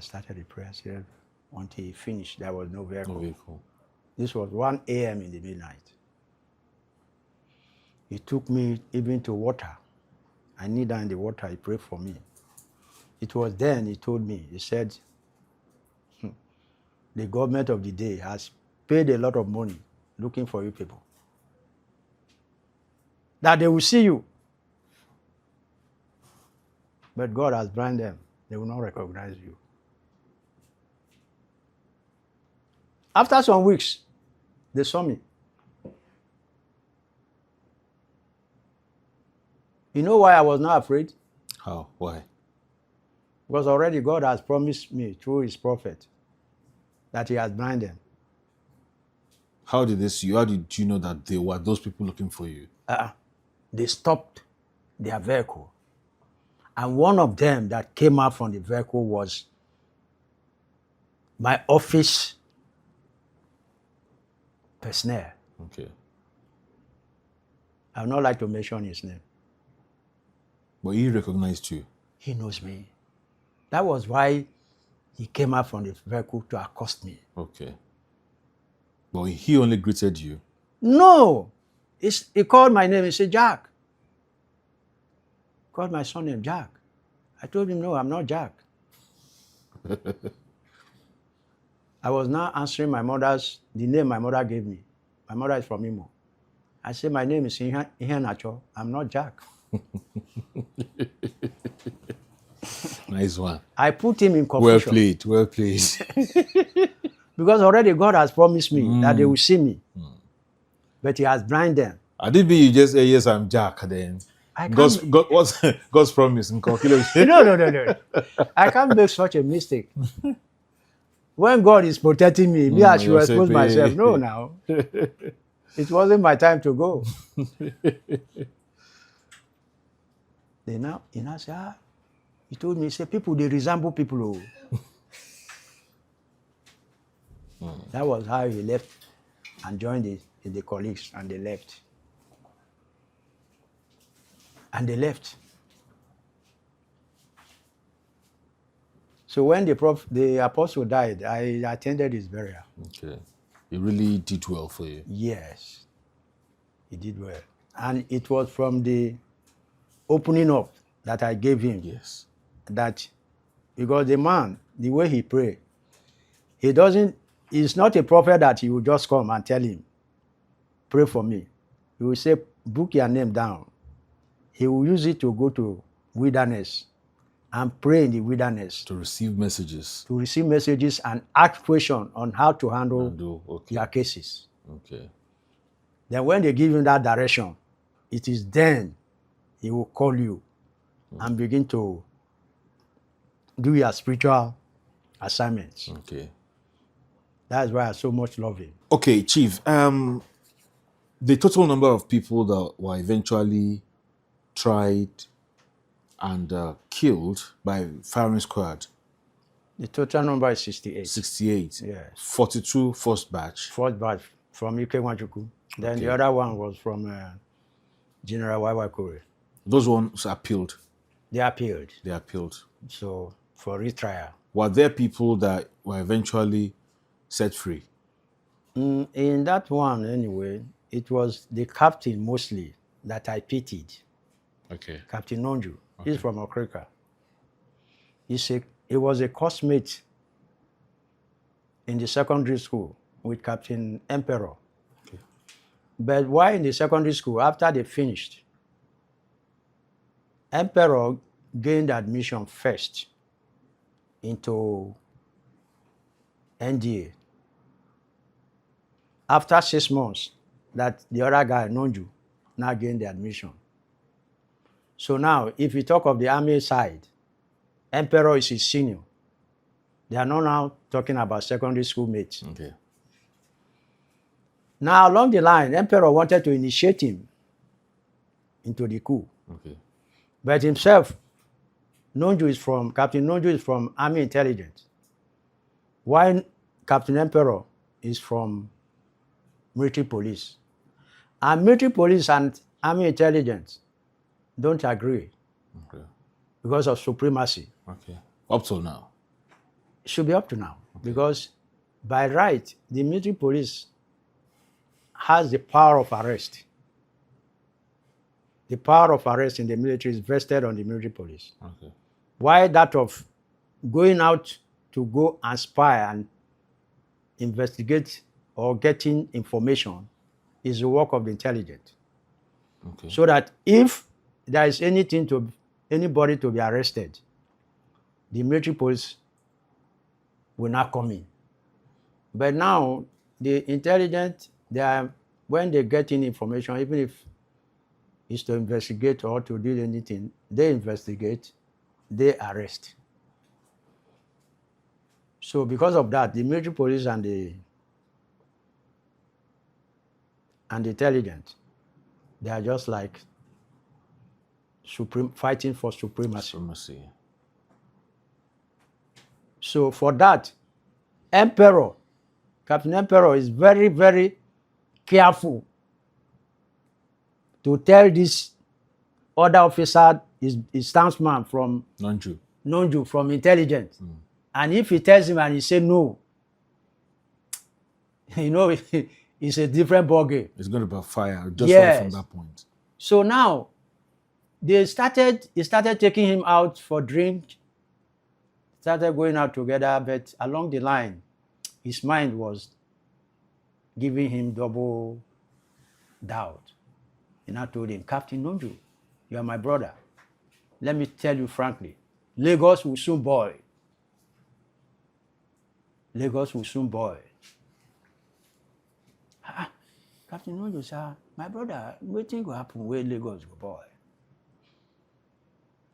Now, Nju did not understand what he told him. Instead of him to leave it at that level, the following Monday, when he went to office, he went to his director, retired Brigadier Akilu, That time he was a colonel.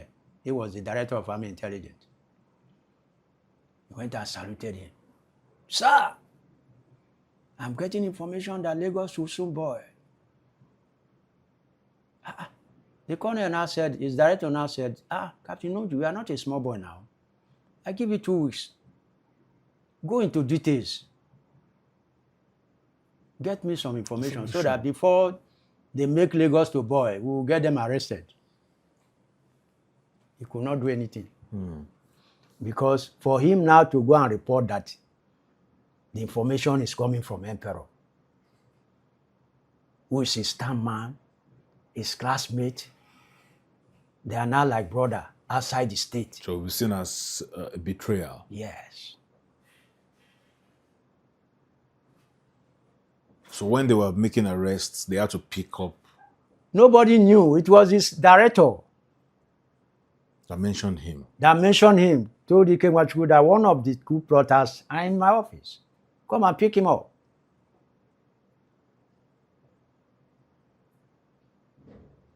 So luckily for him, Emperor was alive. Emperor told the court-martial president, General Nwachukwu, that this officer is innocent. I didn't tell him that it was Coup. But I don't know how he used his basket mouth. To go and tell his superior. His director. Did that save him? Ikemwachu gave him life jail. He refused. He went and wrote for redress that he wanted a retrial. Okay. That was where his director was happy. When they now brought in YY Kure from the north. To be the court martial. To take over the second batch. He now told YY Kure that, look, don't spare that captain. When he began to talk blah, blah, blah, blah, ask him 2 or 3 questions that where was he all this while parading, romancing with Captain Emperor, and whose state does he come from? Whose school did he attend? And which year did he finish? And which year did the Emperor finish? And he tell me that such intimacy with you and that officer, he did not reveal to you that Coup was going on. And by that time, Emperor was killed already. He was killed already. But when he was alive, he has told the other man, the other general, Nwachukwu, that this man is innocent. But you know, in the army, there are times you appear for an offense. The commander will say you are innocent, but as far as you appear before me, you will not go free. Let me find something, one punishment and give you. You understand me? So, and as a senior officer, he cannot just let him go like that. He gave him life jail, which today, when Abu Salam gave the this thing, would have been a free man. But he said he want to. So he was among the other 68 people. Yes, that made up the 68. 68, unfortunately. He died. That reminds me of the case of a particular Major Bamidele who heard of who heard of a case. That during Buhari case. Buhari, yeah. When Buhari was GOC 3D. 3D. He revealed this. He was locked in the guard room. Buhari locked him in the guard room that time. Because Buhari was involved in the coup of overthrowing Shagari. But he went to report to Buhari, not knowing that Buhari was part of... He's part of them. Of them. He detained him first. While he was in detention, they were still carrying out their operation. And it was successful. But Shagari, it was successful now. Shagari now did not have the foresight because he's a grade 2 teacher. His in-law, Umaru Diko, was even monitoring Buhari then with his own spy within the army. He organized some intelligent officers and told his in-law that Buhari them, I don't like them all. The way I'm looking at them, it's like they will soon overthrow you. Even at a stage, Buhari came to Shagari and told him that he should tell his in-law to stop spying them. If he hadn't been, he has that foresight. At that time, the information came to him. It's for him to retire them so that they could not be able to carry out the action. You know, like your brother now, why he's sitting tight, our present man. I don't want to mention his name. Do you know how many officers he retired? About 100 and something generals. If he has not done that, It would have been in another. there has been a problem because they have to look at all those people that we raise their head, their ugly heads. Now, you have not finished this story about Bamidele, who was locked in the guard room, but later heard about another coup Yes. and refused. No, he did not. No, he was involved in that coup. Oh, he was involved. He was involved. Not that he heard about it and never reported. It Because was that it- is what is on Google. No, he didn't. The first one, he reported. But this other one, when he heard of it, He was he involved. did not report. And he was involved. No, not that he was involved, but he heard of it. He heard of it He heard and of it. refused to report because Because of of the the experience. the former had. the Yeah. He the had past the- experience. Yes, and he was killed for it. Yes, that is it. Because in that law, it's written that if you hear, you no report, it's the same offense, like the one who partake. Okay. That is the worst part of it. So the things you sign up for when getting into the military are very close to signing up your life for the military. You know that the end might come anytime. Well, really, you don't sign anything, but as long as you have joined, any law holds you tight. Okay, before the present, this democratic rule that we are now, joining the military is long life guaranteed for anybody in the military. Long life. Yes, long life. Now, No. In those days, maybe in the 70s, 80s, no, that time the military was okay. is There was discipline. was long life guaranteed because you were trained to take up ammunition, go to war, and internally there will be coups and all that. Sometimes you know about them, sometimes you don't know about them. People got killed anyhow for offenses most of them do not know about, like in your case. Was long life guaranteed for any soldier? No. Because as long as you join the army, you can be sent to peacekeeping outside Nigeria. Rebels can decide to kill you. Because so many Nigerian soldiers even died in Liberia, Sierra Leone, and other places. But do you Now, feel- right now, some Nigerians are in Gambia, about 190 something, for peacekeeping. Do you think that it's all of them that will come back? obviously If the Not all. rebels are there and they are majority, they will not spare any. did you go to any war? No, I've not gone to any war, but I've been to so many exercises. Okay. Have you killed many people at war? No, Or- in the exercise we don't kill. We use black armor.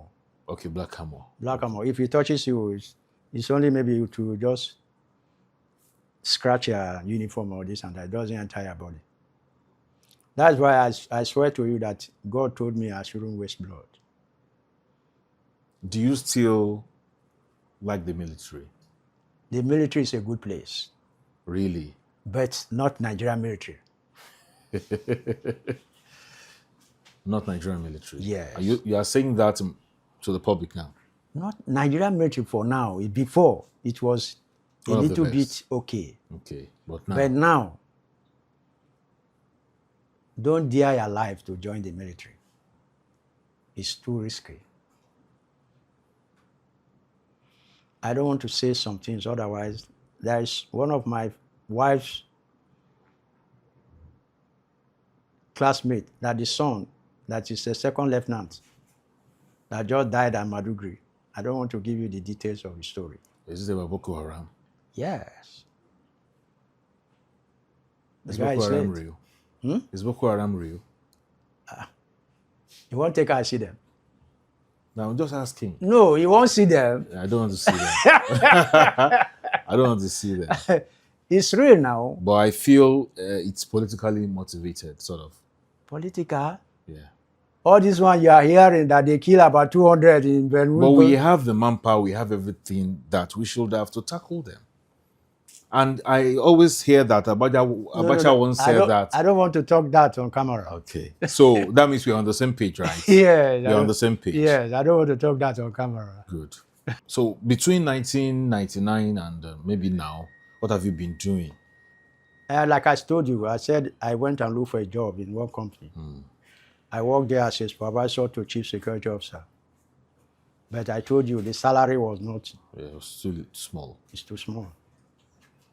But I so much thank God that with that small salary I still got married. Because before I joined the army, when I was in school, because I finished secondary school at 79, I joined the army 80. Okay. I think 15th of January, 80. I had a boy in my class 2.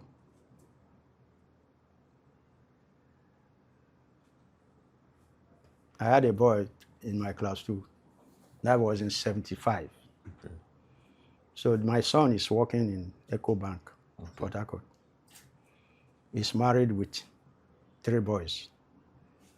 So now, during that period of time, I was working with the company. There was one of my friends. His name is Adokiye. He's a pastor. He was working at a cost control office as the deputy manager. He was the one who called me one day in his office. Say, my friend, what are you doing?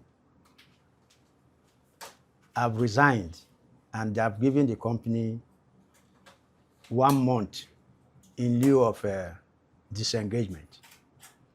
So if you have school start, try and apply, even if you don't go regular, apply for part-time to improve yourself.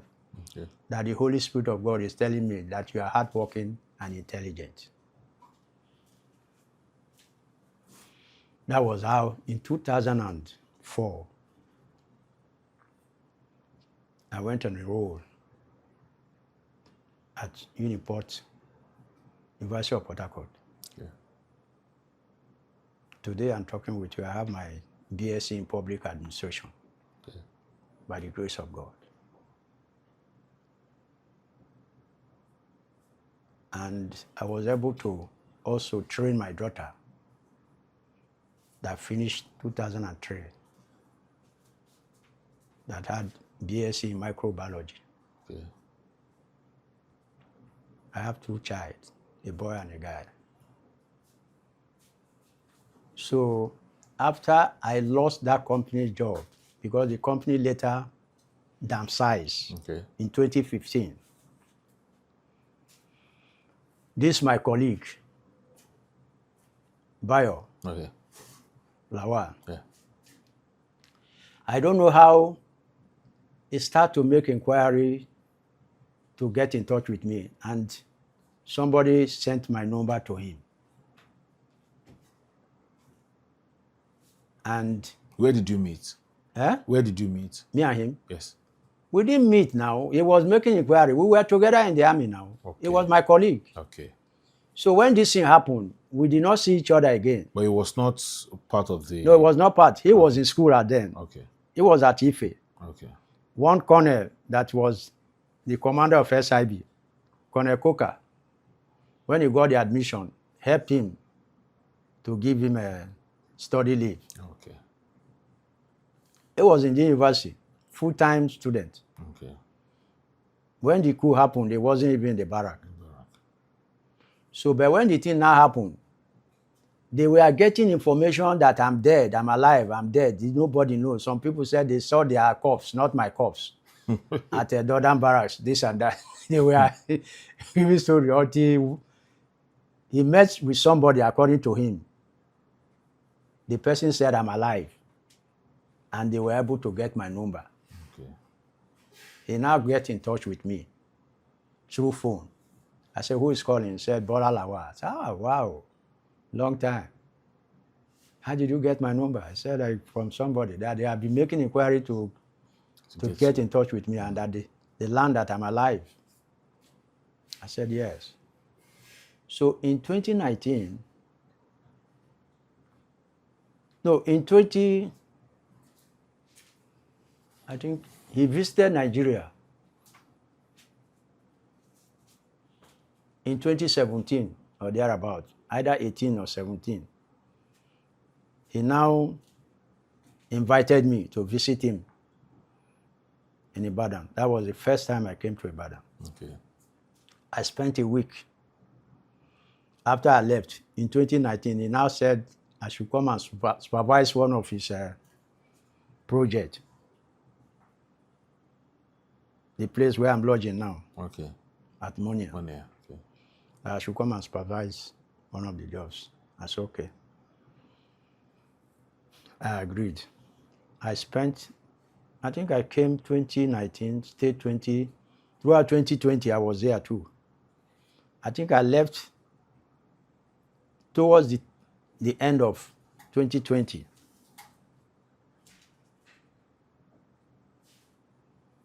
So now, because of my chieftaincy installation or something, they were about to take, my uncle was about fighting for one of my uncle's sons to take it. But my people said, I'm the one that merited it, that I should come. So I didn't come back. He was now asking me, when am I coming back to Ibadan?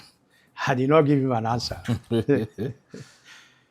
So it was just recently I told him that he was asking me, that chieftaincy that they were calling you from home, that time you were at Ibadan, how far? I said, finally I've taken that title. Oh. So it's okay. And I said he would like me to visit Ibadan this week. So that's how you are. That's why I'm here now. All right. Just before we wrap up, sir. Yeah. What if after this interview, somebody just comes in and tells me now that there are soldiers outside? I say, sir, there are soldiers outside. What will you say? That there are soldiers outside? Soldiers, battalion of soldiers outside. Now? Yeah, they can't come. What if they come? They cannot come. What if they come? On what mission are they coming? Maybe they hurt you and they want to, No, I'm a free man. You're a free man. I've been pardoned. You're a free man in Jesus' name. Yes, I've been pardoned. As long as I've been pardoned, nobody can refute any presidential pardon. You don't refute it. Because even as Jonathan, this man was to go for hanging. Major Hamza. Yeah. Al-Mustafa. Yeah. He was indicted in Oputa panel because his boy, Sergeant Rogers, indicted him that all the kings you sent me to carry out, face to face. Rogers was retired, was freed by Obacha government, but his own, he was being tried for all the offenses because Abacha himself is late. But Jonathan, single-handedly as a president, used his presidential fiat to pardon him. But it was Sergeant Rogers carried out Al-Mustafa's orders. But who actually did the killing? It's Rogers. Yeah. But Rogers was freed. He was freed because the junior officers, they carry out orders from the superior officers. Just like you carried out the order in 1990. No, that one self is not order. I was lured or I was strictly... You were tricked. I was tricked. You were tricked. Yeah. Yes, it was not an order. If you call it an order, it's a different thing. I was tricked without my knowledge. But if it were to be an order, would you have been tried? No, I would not even carry out the order. Even that night, with the annoyance in me, when I signed the rifle that time, I wanted to spray all those senior officers that night at Ikorodu. With the annoyance that's built up inside you. Yes, because for somebody to trick you, the person fooled you. I wanted to even kill them at Ikorodu. But God said, my son, don't waste blood. I had a voice, don't waste blood. So because of that, even when they were hunting for us, and the prophet said they would see me, if hadn't been during that night, I shedded blood. They would have arrested you. They would have caught you. I will not be. God cannot protect. God will refuse to protect me. Because blood is involved. Blood is involved. But as a soldier, one of the things you signed for is to shed the blood of enemies. No, and the enemies, yes, it's enemy. That enemies one, of the that was country. even in the Bible. But they say, God created the enemy. yes, but even that one, And Bible, you are somebody's enemy too. God even said it that if an armed robber comes in here to rob you, his coming is not to save your life. If you can defend yourself and kill him, you don't have problem. All right. Thank you, Chief Jack Adokiye. Right? Jack Adokiye. Adokiye, Chief Yeah. Jack Adokiye. Thank you so much for coming. I've You're learned a welcome. lot. You're welcome. And it's really been an interactive session. I really enjoyed the conversation with you. Thank you very much. Maybe some other time, if there are things I need to know, you are just a call away. Thank you so much, sir. You're welcome. Thank you, sir. You're welcome. Kò jù bẹ́ẹ̀ lọ, ẹja tún padà sórí You're Yorùbá wa. You're welcome.